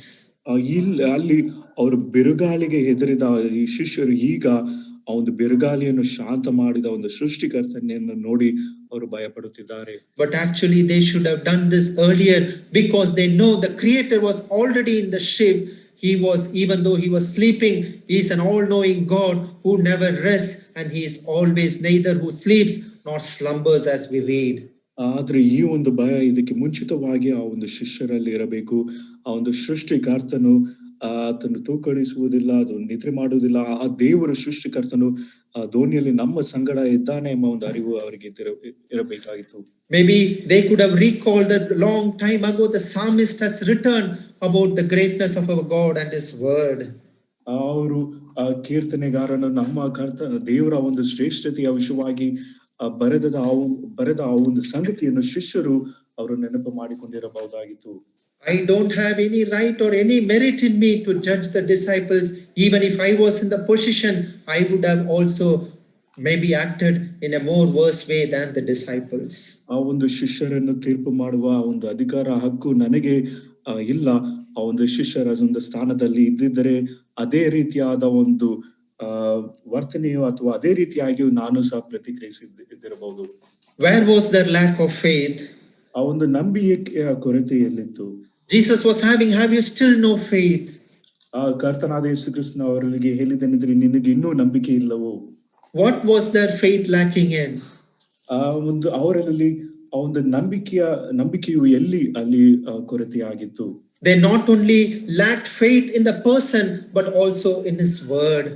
ಅವರು ಆ ಒಂದು ವ್ಯಕ್ತಿಯಲ್ಲಿ ನಂಬಿಕೆ ಇಲ್ಲದದ್ದು ಮಾತ್ರವಲ್ಲದೆ ಆತನ ಒಂದು ಮಾತಿನಲ್ಲಿಯೂ ಸಹ ನಂಬಿಕೆ ಇಲ್ಲದ ಒಂದು ಸಂಗತಿಯನ್ನು ನೋಡುತ್ತೇವೆ. They very well know the whom they are sailing with is the creator of this world. ಅವರು ತಮ್ಮ ಜೊತೆಯಲ್ಲಿ ಪ್ರಯಾಣ ಮಾಡುತ್ತಿರುವ ಒಬ್ಬ ಆತನು ಈ ಸೃಷ್ಟಿಕರ್ತನು ಎಂಬುದಾಗಿ ಅವರಿಗೆ ಗೊತ್ತಿತ್ತು. Their master is with them. ಆ ಗುರುವು ತಮ್ಮ ಜೊತೆಯಲ್ಲಿದ್ದಾನೆ. The one who has called them is with them. ತಮ್ಮನ್ನು ಕರೆದ ಆ ವ್ಯಕ್ತಿಯು ತಮ್ಮ ಸಂಗಡ ಇದ್ದಾರೆ. They not only doubted at his person but also at his word. ಆ ಒಬ್ಬ ವ್ಯಕ್ತಿಯನ್ನು ಸಂಶಯ ಪಡಿಸುವುದು ಮಾತ್ರವಲ್ಲ, ಆತನ ಒಂದು ಮಾತಿನ ಮೇಲೆಯೂ ಸಂಶಯ ಉಂಟಾಯಿತು. What did Jesus said in the beginning of the journey? ಆ ಒಂದು ಪ್ರಯಾಣದ ಒಂದು ಪ್ರಾರಂಭದಲ್ಲಿ ಕರ್ತನಾದ ಯೇಸು ಕ್ರಿಸ್ತನು ಹೇಳಿದೇನು? He did not just go to sleep just like that. ಆತನು ಸುಮ್ಮನೆ ಹಾಗೆ ಒಂದು ನಿದ್ರೆ ಮಾಡುವುದಕ್ಕೆ ಆತನು ಹೋಗಲಿಲ್ಲ. He told them the purpose and then went to sleep. ಆತನು ಅವರಿಗೆ ಆ ಉದ್ದೇಶವನ್ನು ತಿಳಿಸಿ ನಂತರ ನಿದ್ರೆಗೆ ಹೋದನು. What did he say in Mark chapter 4 verse 35? ಮಾರ್ಕನು ಬರೆದ ಸುವಾರ್ತೆ 4ನೇ ಅಧ್ಯಾಯ 35ನೇ ವಚನದಲ್ಲಿ ಕರ್ತನು ಅಲ್ಲಿ ಹೇಳಿದ ಮಾತು ಏನು? Let us pass over onto the other side of the lake. ಆಚೆ ದಡಕ್ಕೆ ಹೋಗೋಣ ಎಂದು ಹೇಳಿದನು. So the disciples lacked faith in believing in his word that Jesus has said that we should go to the other side. So whatever happens, he will take us to the other side. That they lacked faith. ಕರ್ತನಾದ ಯೇಸು ಕ್ರಿಸ್ತನು ಆಚೆ ದಡಕ್ಕೆ ಹೋಗೋಣ ಎಂಬುದಾಗಿ ಆತನು ಹೇಳಿದನು. ಆ ಒಂದು ಕರ್ತನ ಒಂದು ಮಾತಿನಲ್ಲಿ ಶಿಷ್ಯರಿಗೆ ನಂಬಿಕೆ ಇಲ್ಲದೆ ಇದ್ದ ಒಂದು ಸಂಗತಿಯನ್ನು ನಾವು ಇಲ್ಲಿ ಗಮನಿಸ್ತೇವೆ. So first they had the failure in the faith to believe in his word. ಮೊದಲನೇದಾಗಿ ಕರ್ತನ ಒಂದು ಮಾತಿನಲ್ಲಿ ನಂಬಿಕೆ ಇಡುವುದಕ್ಕೆ ಅವರು ಸೋತು ಹೋದರು. Secondly, they failed to believe who this great person was. ಎರಡನೇದಾಗಿ ಈ ಒಬ್ಬ ಶ್ರೇಷ್ಠ ದೇವರು ವ್ಯಕ್ತಿಯು ಯಾರು ಎಂಬುದಾಗಿ ನಂಬಿಕೆ ಇಡುವುದರಲ್ಲಿ ಅದರಲ್ಲಿ ಸೋತು ಹೋದರು. They couldn't, when they saw this winds and seas obeying him, they should have fell down at his feet and worshipped him and acknowledged him as the creator, but rather they had a fear. ಅಲ್ಲಿ ಕರ್ತನಾದ ಯೇಸು ಕ್ರಿಸ್ತನು ಆ ಒಂದು ಬಿರುಗಾಳಿಯನ್ನು ಶಾಂತಗೊಳಿಸಿದನು ಮತ್ತು ಸಮುದ್ರವನ್ನು ಶಾಂತಗೊಳಿಸಿದನು. ಈ ಎಲ್ಲಾ ಸಂಗತಿಯನ್ನು ನೋಡಿ ಈ ಒಂದು ಸೃಷ್ಟಿಯು ಆತನಿಗೆ ವಿಧೇಯರಾದ ಒಂದು ಸಂಗತಿಯನ್ನು ನೋಡಿ ಆ ಶಿಷ್ಯರು ಅಲ್ಲಿ ಆತನಿಗೆ ಅಡ್ಡ ಬಿದ್ದು ಅದನ್ನು ಅಂಗೀಕರಿಸಬೇಕಾಗಿತ್ತು. ಆದ್ರೆ ಅವರು ಭಯ ಪಡುವ ಒಂದು ಸಂಗತಿಯನ್ನು ನಾವು The natural response, "Oh Lord, my creator, thank you for saving us." But what they said, "What manner of man is this?" They feared exceedingly. ಅಲ್ಲಿ ಅವರು ಕರ್ತನೆ ನಮ್ಮ ಒಂದು ಪ್ರಾಣವನ್ನು ಉಳಿಸಿದ್ದಕ್ಕಾಗಿ ಸ್ತೋತ್ರ ಎಂಬುದಾಗಿ ಹೇಳುವುದಕ್ಕೆ ಬದಲಾಗಿ ಈತನು ಯಾರಿರಬಹುದು ಎಂಬುದಾಗಿ ಅವರು ತುಂಬಾ ಭಯಪಟ್ಟರು ಎಂಬುದಾಗಿ ನಾವು ನೋಡುತ್ತೇವೆ. How many times we have doubted of God's greatness. ದೇವರ ಶ್ರೇಷ್ಠತೆಯ ವಿಷಯವಾಗಿ ನಾವೆಲ್ಲರೂ ನಾವು ಎಷ್ಟು ಸಂಶಯ ಪಟ್ಟಿರಬಹುದು. As I said earlier, I am no one to judge. I would have also reacted in the same way if I was in that ship. ಈಗಾಗಲೇ ಹೇಳಿದ ಹಾಗೆ ನಾನು ಶಿಷ್ಯರನ್ನು ತೀರ್ಪು ಮಾಡುವುದಕ್ಕೆ ನನಗೆ ಯಾವ ಒಂದು ಹಕ್ಕು ಇಲ್ಲ. ನಾನು ಅವರ ಸ್ಥಾನದಲ್ಲಿ ಇದ್ದಿದ್ದರೆ ಇದೇ ರೀತಿಯಾಗಿ ನಾನು ಪ್ರತಿಕ್ರಿಯಿಸಿರಬಹುದು. How many times you have lacked faith in his word? ಆತನ ಮಾತಿನ ಮೇಲೆ ನಾವು ನಂಬಿಕೆ ಇಲ್ಲದೆ ನಾವು ಎಷ್ಟು ಬಾರಿ ನಾವು ಕಾರ್ಯ ಮಾಡಿರಬಹುದು. How many times we have lacked in acknowledging who he is in his personality? ಆತನು ವ್ಯಕ್ತಿತ್ವದಲ್ಲಿ ಆತನು ಯಾರಾಗಿದ್ದಾನೆ ಎಂಬ ಒಂದು ಸಂಗತಿಯನ್ನು ನಾವು ಒಪ್ಪಿಕೊಳ್ಳದೆ ನಾವು ಎಷ್ಟು ಬಾರಿ ನಾವು ಆ ರೀತಿಯಾಗಿ ನಂಬಿಕೆ ಇಲ್ಲದವರಾಗಿ ನಾವು ಕಾರ್ಯ ಮಾಡಿರಬಹುದು. That is why Jesus is asking in verse 40, how is it that you have no faith in me and in my word? 40ನೇ ವಚನದಲ್ಲಿ ಇನ್ನು ನಿಮಗೆ ನಂಬಿಕೆ ಇಲ್ಲವೇ ಎಂದು ಎಂಬುದಾಗಿ ಕರ್ತನಾದ ಯೇಸು ಕ್ರಿಸ್ತನು ತನ್ನ ಶಿಷ್ಯರಿಗೆ ಕೇಳಿದರು. They lacked faith in his word that he said we will go to the other side. ನಾವು ಆಚೆ ದಡಕ್ಕೆ ಹೋಗೋಣ ಎಂಬ ಒಂದು ಕರ್ತನ ಮಾತಿನಲ್ಲಿ ಅವರಿಗೆ ನಂಬಿಕೆ ಇರಲಿಲ್ಲ. And also they lacked in knowing the person who really is. ಆತನು ಆ ವ್ಯಕ್ತಿ ಯಾರು ಎಂಬ ಒಂದು ನಿಜವಾದ ಒಂದು ಸಂಗತಿ ತಿಳಿಯದೆ ಆ ಒಂದು ವ್ಯಕ್ತಿಯಲ್ಲಿಯೂ ಸಹ ನಂಬಿಕೆ ಇಲ್ಲದವರಾಗಿ ಅವರು. If they would have truly known he is the Son of God, it was impossible to doubt him. When the Creator, the Savior is in the ship, no one can be killed in that storm. ಆ ಒಂದು ದೋಣಿಯಲ್ಲಿ ದೇವಕುಮಾರನು ನಮ್ಮ ಸಂಗಡ ಇದ್ದಾನೆ, ನಮ್ಮನ್ನು ಯಾವ ಒಂದು ಬಿರುಗಾಳಿಯು ನಮ್ಮನ್ನು ಸಾಯಿಸಲಿಕ್ಕೆ ಸಾಧ್ಯವಿಲ್ಲ ಎಂಬ ಒಂದು ಸಂಗತಿ ಅವರಿಗೆ ಗೊತ್ತಿರಬೇಕಾಗಿತ್ತು. My dear brothers and sisters, with whom you are sailing in this Christian life of boat, ನನ್ನ ಪ್ರಿಯ ಸಹೋದರ ಸಹೋದರಿಯರು, ಈ ಒಂದು ಕ್ರೈಸ್ತಿಯ ಜೀವಿತದ ಒಂದು ಪ್ರಯಾಣದಲ್ಲಿ ಈ ಒಂದು ದೋಣಿಯಲ್ಲಿ ಯಾರ ಸಂಗಡ ನೀವು ಪ್ರಯಾಣ ಮಾಡುತ್ತಾ ಇದ್ದೀರಿ? You should not put your trust in anyone else rather than the Creator and the God. ಸೃಷ್ಟಿಕರ್ತನು ಮತ್ತು ದೇವರ ಮೇಲೆ ಹೊರತುಪಡಿಸಿ ಬೇರೆ ಯಾರ ಮೇಲೆ ನಂಬಿಕೆಯು ನೀವು ಇಡಬಾರದು. There was once another storm in the Old Testament. What happened we know. ಹಳೆ ಒಡಂಬಡಿಕೆಯಲ್ಲಿ ಒಂದು ಬಿರುಗಾಳಿಯ ಒಂದು ಘಟನೆಯಲ್ಲಿ ಅಲ್ಲಿ ನಡೆದ ವಿಷಯವು ನಿಮಗೆ ಗೊತ್ತಿರಬಹುದು. We know the life story of Jonah. ಯೋನನ ಒಂದು ಜೀವನ ಚರಿತ್ರೆ ನಿಮಗೆ ಗೊತ್ತಿರಬಹುದು. God told him to go to Nineveh. He disobeyed and went to Tarshish. ದೇವರು ಯೋನನಿಗೆ ನಿನೆವೆ ಪಟ್ಟಣಕ್ಕೆ ಹೋಗು ಎಂಬುದಾಗಿ ಹೇಳಿದನು. ಆದ್ರೆ ಯೋನನು ಅವಿಧೇಯನಾಗಿ ತಾರ್ಷೀಷಿಗೆ ಹೋದನು. What happened? ಅಲ್ಲಿ ನಡೆದದೇನು? Jonah, let's read Jonah chapter 1 verse 4. ಯೋನನ ಪುಸ್ತಕ 1ನೇ ಅಧ್ಯಾಯ 4ನೇ ವಚನವನ್ನು ನಾವು ಓದಿಕೊಳ್ಳೋಣ. ಯೋನನ ಪುಸ್ತಕ 1ನೇ ಅಧ್ಯಾಯ 4ನೇ ವಚನ.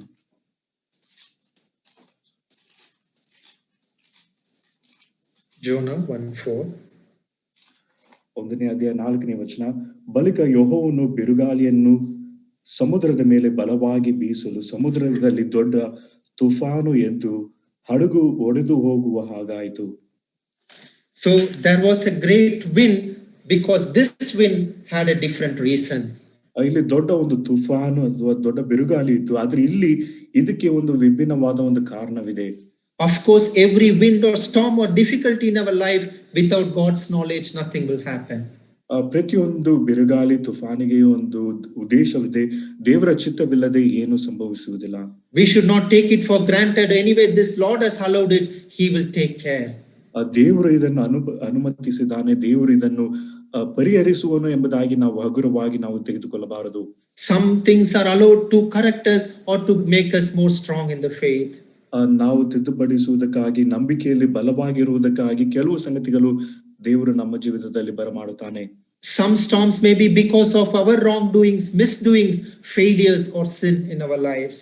ನಮ್ಮ ಒಂದು ಜೀವಿತದಲ್ಲಿ ನಮ್ಮ ಒಂದು ಪಾಪದ ದೆಸೆಯಿಂದ, ನಮ್ಮ ಒಂದು ಸೋಲುವಿಕೆ, ನಾವು ಮಾಡಿದ ಒಂದು ಪಾಪದ ದೆಸೆಯಿಂದ ಕೆಲವು ಬಿರುಗಾಳಿಯು ನಮ್ಮ ಜೀವಿತದಲ್ಲಿ ಬರುತ್ತದೆ. Maybe some things you still have to correct or confess before God. That is why still the storm is not calmed in your life. ನಮ್ಮ ಜೀವಿತದಲ್ಲಿ ನಾವು ಸರಿಪಡಿಸಬೇಕಾದ ಮತ್ತು ಅರಿಕೆ ಮಾಡಬೇಕಾದ ಒಂದು ಕೆಲವು ವಿಷಯಗಳು ಉಂಟು. ಅದಕ್ಕಾಗಿ ಒಂದು ಬಿರುಗಾಳಿ ಬಂದಿದೆ. So whatever the storm, there is a reason behind it.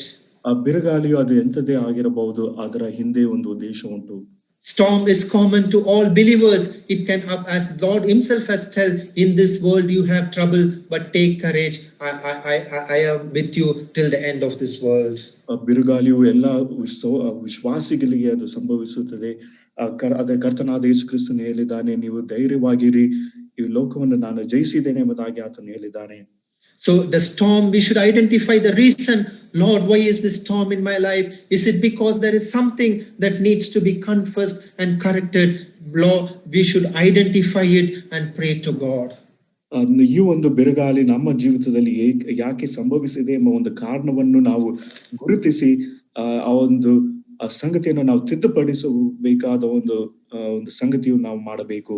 Maybe this storm in the disciples' life may be to know and put faith in the person and in the word God taught the disciples a lesson. ಈ ಒಂದು ಬಿರುಗಾಳಿಯು ಶಿಷ್ಯರು ಆ ಒಂದು ಕರ್ತನ ಮೇಲೆಯೂ ಮತ್ತು ಕರ್ತನ ಒಂದು ಮಾತಿನ ಮೇಲೆ ನಂಬಿಕೆ ಇಡುವುದಕ್ಕಾಗಿ ಆ ಒಂದು ಬಿರುಗಾಳಿಯು ಬಂದಿರಬಹುದು.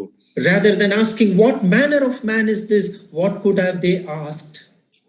ಈತನು ಯಾರಿರಬಹುದು ಎಂಬುದಾಗಿ ಮಾತಾಡಿಕೊಳ್ಳುವ ಬದಲು ಅವರು ಬೇರೆ ಏನು ಅವರು ಕೇಳಬಹುದಾಗಿತ್ತು. Psalm 89 verse 8 and 9 we read that. 89ನೇ ಕೀರ್ತನೆ 8 ಮತ್ತು 9ನೇ ವಚನದಲ್ಲಿ ಈ ರೀತಿಯಾಗಿ ಓದುತ್ತೇವೆ. Psalm 89 verse 8 and 9. 89ನೇ ಕೀರ್ತನೆ 8 ಮತ್ತು 9ನೇ ವಚನ. O Lord God of hosts, who is a strong Lord like unto thee, or to thy faithfulness round about thee?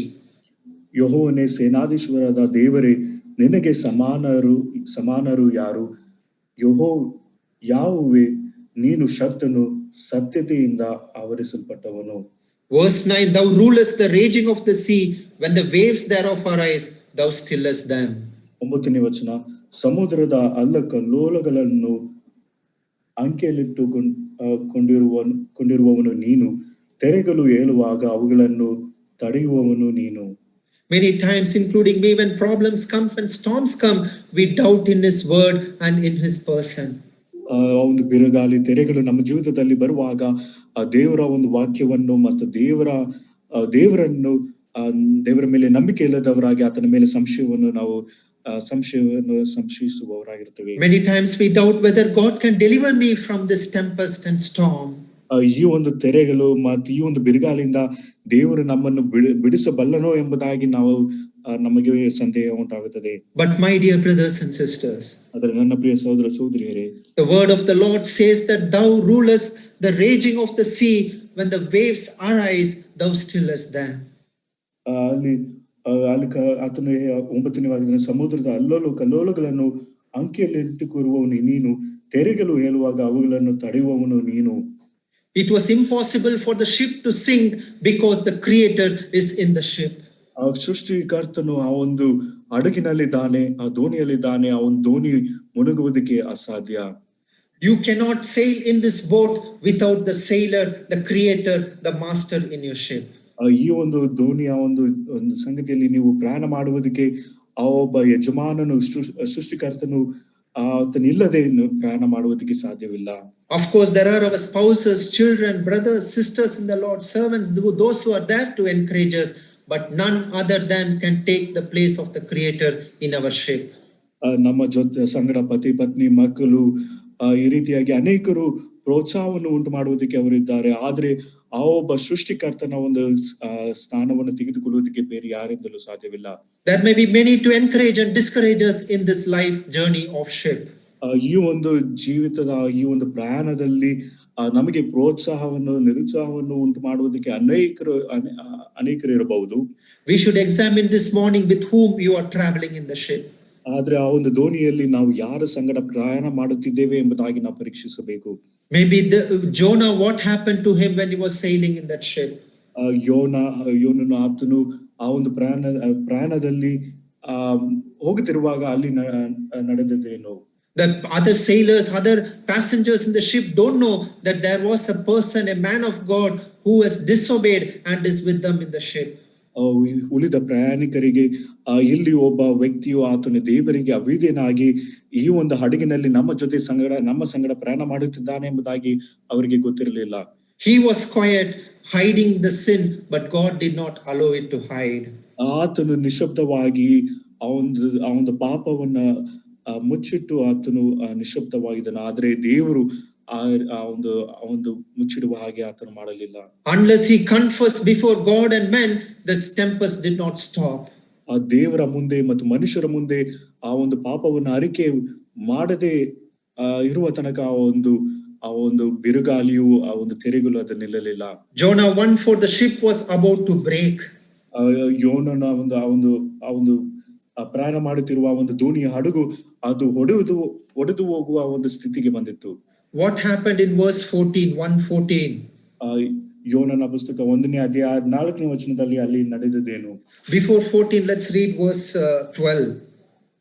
4ನೇ ವಚನಕ್ಕೆ ಓದುವುದಕ್ಕೆ ಮುಂಚಿತವಾಗಿ 12ನೇ ವಚನವನ್ನು ಓದಿ. And he said unto them, take me up and cast me forth into the sea, so shall the sea be calm unto you, for I know that for my sake this great tempest is upon you. ನನ್ನನ್ನೆತ್ತಿ ಸಮುದ್ರದಲ್ಲಿ ಹಾಕಿರಿ, ನಿಮ್ಮ ಮೇಲೆ ಎದ್ದಿರುವ ಸಮುದ್ರವು ಶಾಂತವಾಗುವುದು, ಈ ದೊಡ್ಡ ತುಫಾನು ನಿಮಗೆ ಸಂಭವಿಸಿದ್ದು ನನ್ನ ನಿಮಿತ್ತವೇ ಎಂಬುದು. He acknowledged that he was the reason for the storm. ಈ ದೊಡ್ಡ ತುಫಾನು ನಿಮಗೆ ಸಂಭವಿಸಿದ್ದು ನನ್ನ ನಿಮಿತ್ತವೇ ಎಂಬುದಾಗಿ ಒಪ್ಪಿಕೊಂಡನು. Unless you cast me forth into the sea, this will not be calm. ನನ್ನನ್ನೆತ್ತಿ ಸಮುದ್ರದಲ್ಲಿ ಹಾಕಿರಿ, ನಿಮ್ಮ ಮೇಲೆ ಎದ್ದಿರುವ ಸಮುದ್ರವು ಶಾಂತವಾಗುವುದು. What happened in verse 15 when we come to verse 15? 15ನೇ ವಚನಕ್ಕೆ ಬಂದಾಗ ಅಲ್ಲಿ ನಂತರ ನಡೆದದೇನು.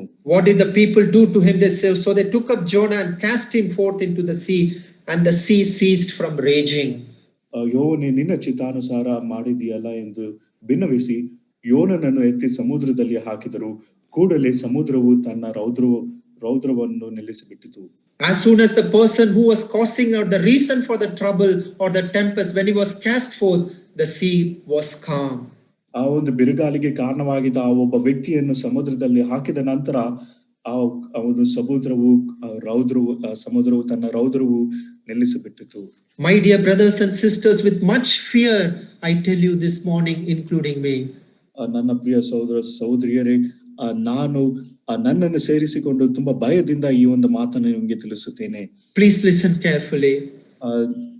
ಜಾಗ್ರತೆಯಿಂದ ಗಮನವಿಟ್ಟು ಕೇಳಿರಿ. With whom are you sailing the boat, this life, this Christian life?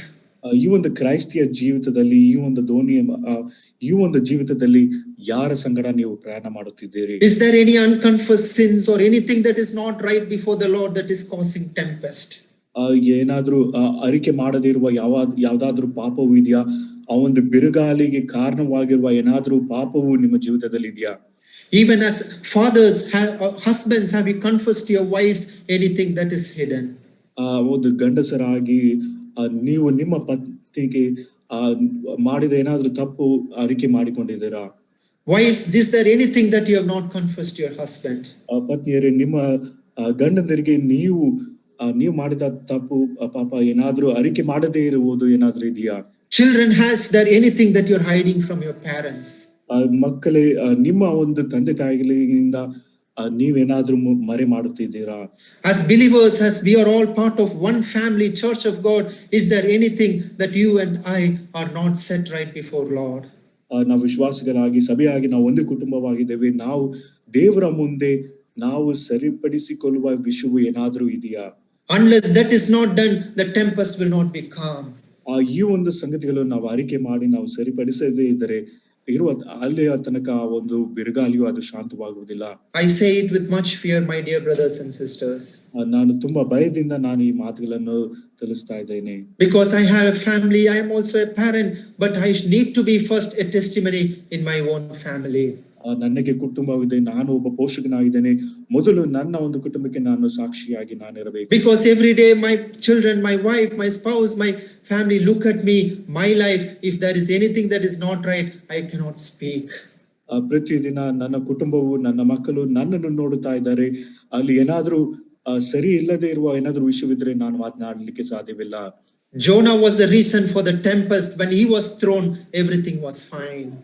ಅಲ್ಲಿ ಯೋನನು ಆ ಒಂದು ದೊಡ್ಡ ತುಫಾನಿಗೆ ಆತನು ಕಾರಣನಾಗಿದ್ದನು.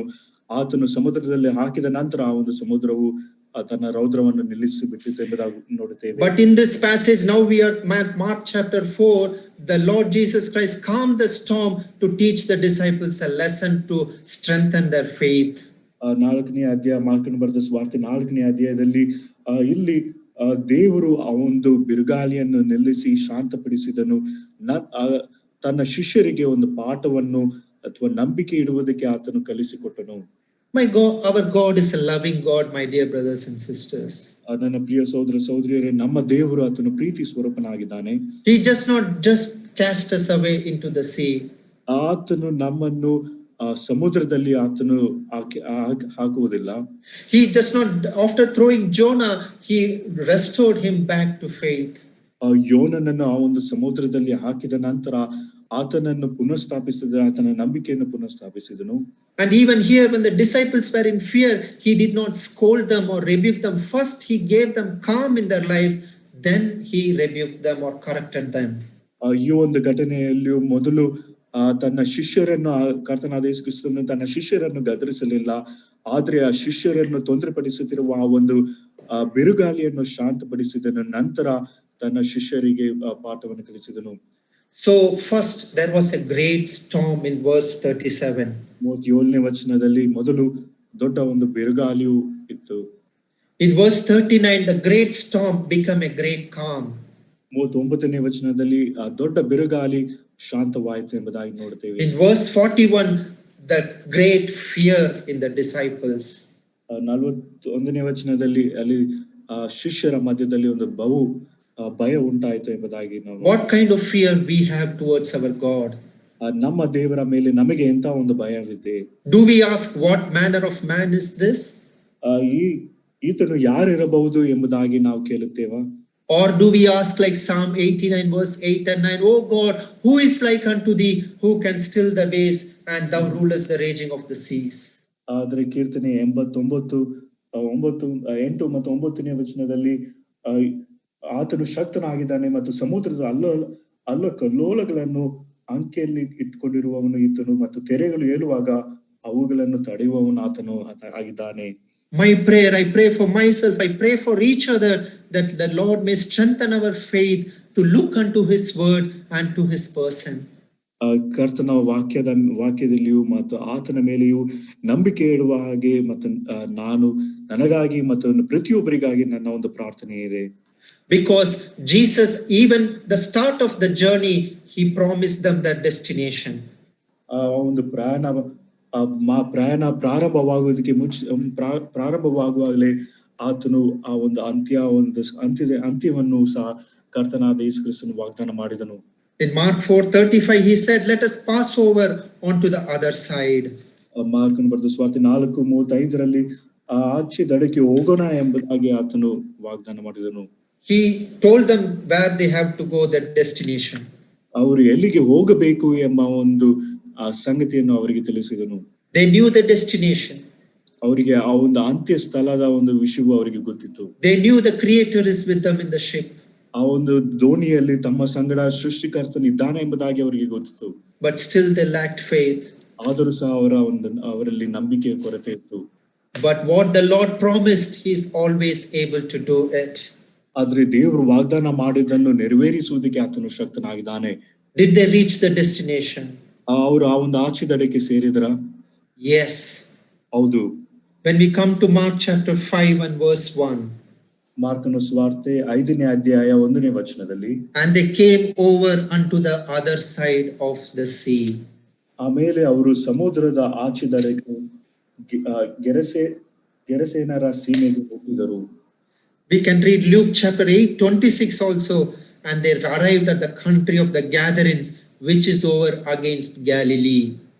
ಲೂಕನ ಬರೆದ ಸುವಾರ್ತೆ 8ನೇ ಅಧ್ಯಾಯ 26ನೇ ವಚನದಲ್ಲಿ, ಆಮೇಲೆ ಅವರು ಗಲಿಲಾಯಕ್ಕೆ ಎದುರಾಗಿರುವ ಗೆರಸೇನರ ಸೀಮೆಗೆ ಮುಟ್ಟಿದರು. So Lord helped them, even though in the midst of the journey there was storms and waves, God brought them to the desired heaven. ಆ ಒಂದು ಪ್ರಯಾಣದಲ್ಲಿ ಬಿರುಗಾಳಿಯು ತೆರೆಗಳು ಇದ್ದರೂ ಸಹ ಆ ಒಂದು ಆಚೆದಡಕ್ಕೆ ದೇವರು ಅವರನ್ನು ಸೇರಿಸಿದನು. That's what we read in Psalm 107 verse 29 and 30. 107ನೇ ಕೀರ್ತನೆ 27ನೇ ವಚನದಿಂದ ಮುಂದಕ್ಕೆ ಆ ಒಂದು ಸಂಗತಿಯನ್ನು ನಾವು ಓದಿದೆವು. If Brother Suresh could read it again, he maketh the storm a calm, so that the waves thereof are still. Psalm 107 verse 29. 107ನೇ ಕೀರ್ತನೆ 27ನೇ ವಚನದಲ್ಲಿ 29ನೇ ವಚನದಲ್ಲಿ ಆತನು ಬಿರುಗಾಳಿಯನ್ನು ಶಾಂತಪಡಿಸಿದನು, ತೆರೆಗಳು ನಿಂತವು. Verse 30, then are they glad because they be quiet, so he bringeth them unto the desired heaven. 30ನೇ ವಚನ, ಆಗ ಹಡಗಿನವರು ಸಮುದ್ರವು ಶಾಂತವಾದದ್ರಿಂದ ಸಂತೋಷಪಟ್ಟರು, ಅವರು ಮುಟ್ಟಬೇಕಾದ ರೇವಿಗೆ ಆತನು ಅವರನ್ನು ಸೇರಿಸಿದನು. Where the Lord wanted us to take, he will take us, provided we have faith in him. ಆ ದೇವರು ನಾವು ಎಲ್ಲಿಗೆ ಹೋಗಬೇಕು ಆ ಒಂದು ಸ್ಥಳಕ್ಕೆ ನಮ್ಮನ್ನು ಸೇರಿಸುವನು, ಆದ್ರೆ ನಮ್ಮಲ್ಲಿ ಬೇಕಾದ ಒಂದು ನಂಬಿಕೆಯು ನಮಗೆ ಇರಬೇಕು. He has never promised us or never promised the disciples a safe passage or a safe journey, but he has only promised a safe landing. ಆತನು ನಮಗೆ ಸುರಕ್ಷಿತವಾದ ಒಂದು ಪ್ರಯಾಣವನ್ನು ಆತನು ವಾಗ್ದಾನ ಮಾಡಿಲ್ಲ, ಆದ್ರೆ ಆ ಒಂದು ಆಚೆದಡಕ್ಕೆ ಆತನು ಸೇರಿಸುವವನು ಎಂಬುದಾಗಿ ಆತನು ವಾಗ್ದಾನ ಮಾಡಿದ್ದಾನೆ. My dear brothers and sisters, ನನ್ನ ಪ್ರಿಯ ಸಹೋದರ ಸಹೋದರಿಯರೇ, we are all believers sailing in this boat of faith. ನಾವೆಲ್ಲರೂ ಈ ಒಂದು ನಂಬಿಕೆಯ ಎಂಬ ಒಂದು ದೋಣಿಯಲ್ಲಿ ನಾವು ಪ್ರಯಾಣ ಮಾಡ್ತಾ ಇದ್ದೇವೆ. ವಿಶ್ವಾಸ ಪಡಗಿಲ್, ವಿಶ್ವಾಸ ಹಡಗಿನಲ್ಲಿ ನಾವು ಪ್ರಯಾಣ ಮಾಡ್ತಾ ಇದ್ದೇವೆ. The Lord has never promised us to have a smooth sailing. ಒಂದು ಸುಖಕರವಾದ ಒಂದು ಪ್ರಯಾಣವನ್ನು ದೇವರು ನಮಗೆ ವಾಗ್ದಾನ ಮಾಡಲಿಲ್ಲ. But as long as you can be with the Creator, take Creator in your ship, he has always promised us a safe landing. ಆದ್ರೆ ಆ ಸೃಷ್ಟಿಕರ್ತನು ನಮ್ಮ ಸಂಗಡ ನಮ್ಮ ಒಂದು ಪ್ರಯಾಣದಲ್ಲಿ ಇರುವ ತನಕ ಆ ಒಂದು ಆಚೆದಡಕ್ಕೆ ಸೇರಿಸುವ ಒಂದು ಸಂಗತಿಯು ಆತನು ನಮ್ಮನ್ನು ಸೇರಿಸುವನು. So maybe many times we might go through, we don't know, I don't know, or you don't know. Among us many are going through different storms these days. ಈ ದಿನಗಳಲ್ಲಿ ನಮ್ಮ ಸಂಗಡ ನಮ್ಮ ಜೊತೆಯಲ್ಲಿರುವವರು ಅನೇಕ ತರವಾದ ಬಿರುಗಾಳಿ ಅಂತ ಸ್ಥಿತಿಯಲ್ಲಿ ಅವರು ಹಾದು ಹೋಗುತ್ತಿದ್ದಾರೆ. But we should identify the reason why God allowed that storm. ಆದ್ರೆ ಆ ಒಂದು ಬಿರುಗಾಳಿಯನ್ನು ದೇವರು ನಮ್ಮ ಜೀವಿತದಲ್ಲಿ ಬರಮಾಡೋದಕ್ಕೆ ಕಾರಣ ಏನೆಂಬುದಾಗಿ ನಾವು ಗುರುತಿಸಬೇಕು. Is it because God may sometimes to strengthen our faith, our Christian life, God allows it? ನಮ್ಮ ಒಂದು ಕ್ರೈಸ್ತಿಯ ಜೀವಿತವನ್ನು ನಮಗೊಂದು ಕ್ರೈಸ್ತಿಯ ನಂಬಿಕೆಯನ್ನು ಬಲಪಡಿಸುವುದಕ್ಕಾಗಿ ದೇವರು ಈ ಒಂದು ಸಂಗತಿಗಳನ್ನು ಬರಮಾಡಬಹುದು. Sometimes it might be because of our own failures or wrong or mischiefs or misdeeds, it might come in our life.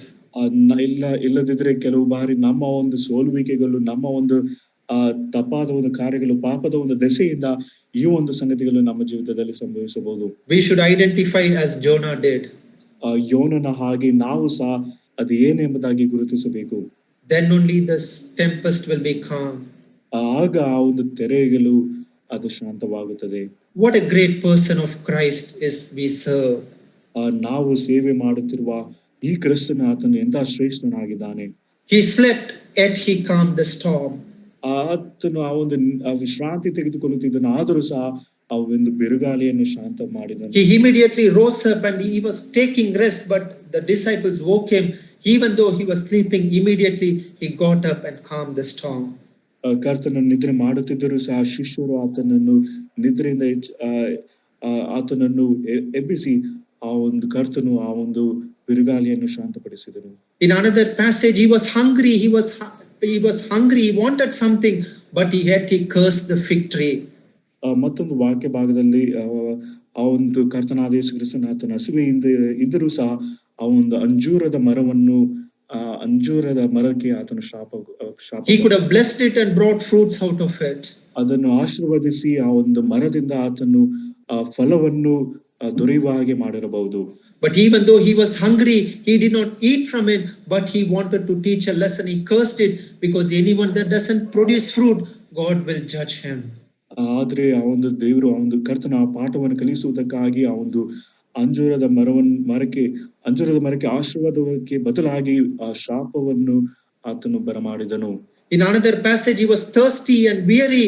He wanted something to drink near the well of Samaria, but still he changed the people in Samaria and knew the life of the Samaritan woman. ಅಲ್ಲಿ ಮತ್ತೊಂದು ಘಟನೆಯಲ್ಲಿ ಕರ್ತನಾದ ಯೇಸು ಕ್ರಿಸ್ತನು ಆತನು ದಾಹದಿಂದ ಇದ್ದನು. ಆದ್ರೆ ಅಲ್ಲಿ ಆ ಒಂದು ಸಮರಿಯ ಸ್ತ್ರೀಯೊಂದಿಗೆ ಮಾತನಾಡಿ ಅಲ್ಲಿರುವ ಜನರನ್ನು ಮತ್ತು ಸ್ತ್ರೀಯನ್ನ ಅವರ ಒಂದು ಜೀವಿತವನ್ನು ಆತನು ಬದಲಾಯಿಸಿದನು. Near the tomb of Lazarus, he wept, but yet he raised the dead.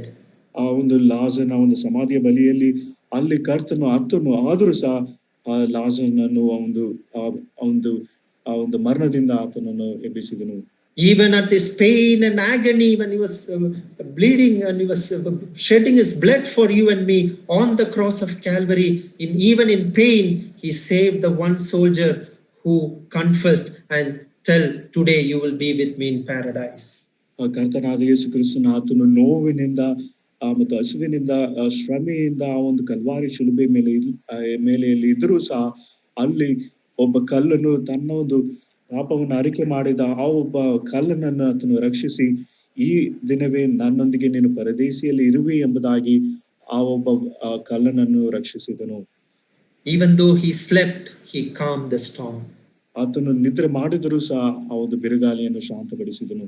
Even though he wept, he raised the dead. ಆತನು ಆದರೂ ಸಹ ಮರಣದಿಂದ ಲಾಜರನನ್ನು ಎಬ್ಬಿಸಿದನು. Even though he was in pain on the cross of Calvary, he saved a soul. ಆ Calvary ಶಿಲುಬೆ ಮೇಲೆ ಆತನು ನೋವಿನಲ್ಲಿ ಇರುವಾಗಲೂ ಸಹ ಆ ಒಬ್ಬ ಕಲ್ಲನನ್ನು ರಕ್ಷಿಸಿದನು. Even though he was thirsty near the well, he changed the life of a woman.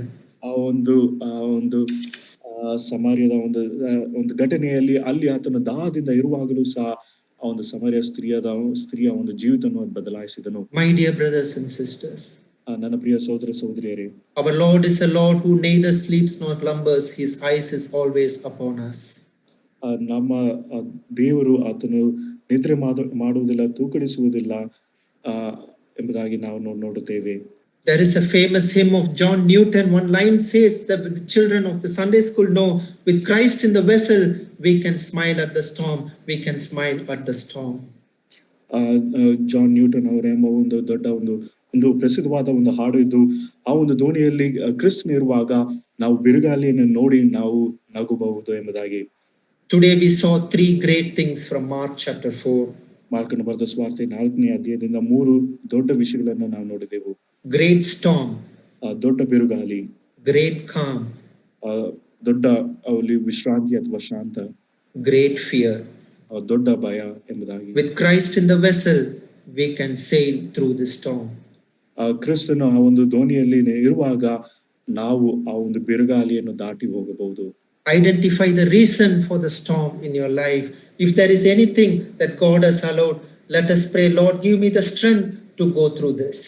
ಆ ಒಂದು ನಮ್ಮ ಜೀವಿತದಲ್ಲಿ ಆ ಬಿರುಗಾಳಿ ಬರುವುದಕ್ಕೆ ಕಾರಣವೇನು ಎಂಬುದಾಗಿ ನಾವು ಗುರುತಿಸೋಣ ಮತ್ತು ದೇವರಲ್ಲಿ ಪ್ರಾರ್ಥಿಸಿ ಈ ಒಂದು ಬಿರುಗಾಳಿಯನ್ನು ದಾಟಿ ಹೋಗುವಾಗೆ ನಮಗೆ ಬಲವನ್ನು ಕೊಡು ಎಂಬುದಾಗಿ. Lord, strengthen my faith in your word and in your person. ನಿನ್ನ ವಾಕ್ಯದಲ್ಲಿಯೂ ನಿನ್ನ ಮೇಲೆಯೂ ನಾವು ನಂಬಿಕೆ ಇಡುವ ಹಾಗೆ ನಮ್ಮ ನಂಬಿಕೆಯನ್ನು ಬಲಪಡಿಸಿ ಎಂಬುದಾಗಿ ಪ್ರಾರ್ಥನೆ ಮಾಡೋಣ. Lord, if there is anything that because of me in my family or in church or among my neighborhood or relatives or the place I work, if I am the reason for the tempest, please forgive me and correct me, Lord. ನನ್ನ ಕುಟುಂಬದಲ್ಲಿ ಅಥವಾ ನನ್ನ ಸಭೆಯಲ್ಲಿ ಕೆಲಸ ಮಾಡುವ ಸ್ಥಳದಲ್ಲಿ ಆ ಒಂದು ಬಿರುಗಾಳಿಗೆ ನಾನೇ ಕಾರಣವಾಗಿದ್ದರೆ ಆ ಒಂದು ಸಂಗತಿಯನ್ನು ಸರಿಪಡಿಸುವ ಹಾಗೆ ನನಗೆ ಸಹಾಯ ಮಾಡಿ ಎಂಬುದಾಗಿ ನಾವು ಪ್ರಾರ್ಥನೆ ಮಾಡೋಣ. So from this storm, let us learn a lesson. ಈ ಒಂದು ಬಿರುಗಾಳಿಯ ಮೂಲಕ ನಾವು ಪಾಠವನ್ನು ಕಲಿಯುವವರಾಗಿರೋಣ. God can change a storm into calm. ದೇವರು ಬಿರುಗಾಳಿಯನ್ನು ಶಾಂತಗೊಳಿಸುವುದಕ್ಕೆ ಶಕ್ತನಾಗಿದ್ದಾನೆ. provided you have great fear and faith in His word. ಆದ್ರೆ ಆ ದೇವರ ಮೇಲೆ ಮತ್ತು ದೇವರ ವಾಕ್ಯದ ಮೇಲೆ ನಮಗೆ ನಂಬಿಕೆ ಮತ್ತು ಭಯ ಇದ್ದರೆ ಮಾತ್ರ ಆ ಒಂದು ಬಿರುಗಾಳಿಯನ್ನು ಶಾಂತಗೊಳಿಸುವುದಕ್ಕೆ ಶಕ್ತ. As I was meditating this topic, this encouraged me beyond measure. ನಾನು ಈ ಒಂದು ಪ್ರಸ್ತಾಪವನ್ನು ಧ್ಯಾನ ಮಾಡುತ್ತಿರುವಾಗ ಈ ಒಂದು ಮಾತುಗಳು ವಾಕ್ಯಗಳು ನನಗೆ ಪ್ರೋತ್ಸಾಹವನ್ನು ಉಂಟು ಮಾಡಿದೆ.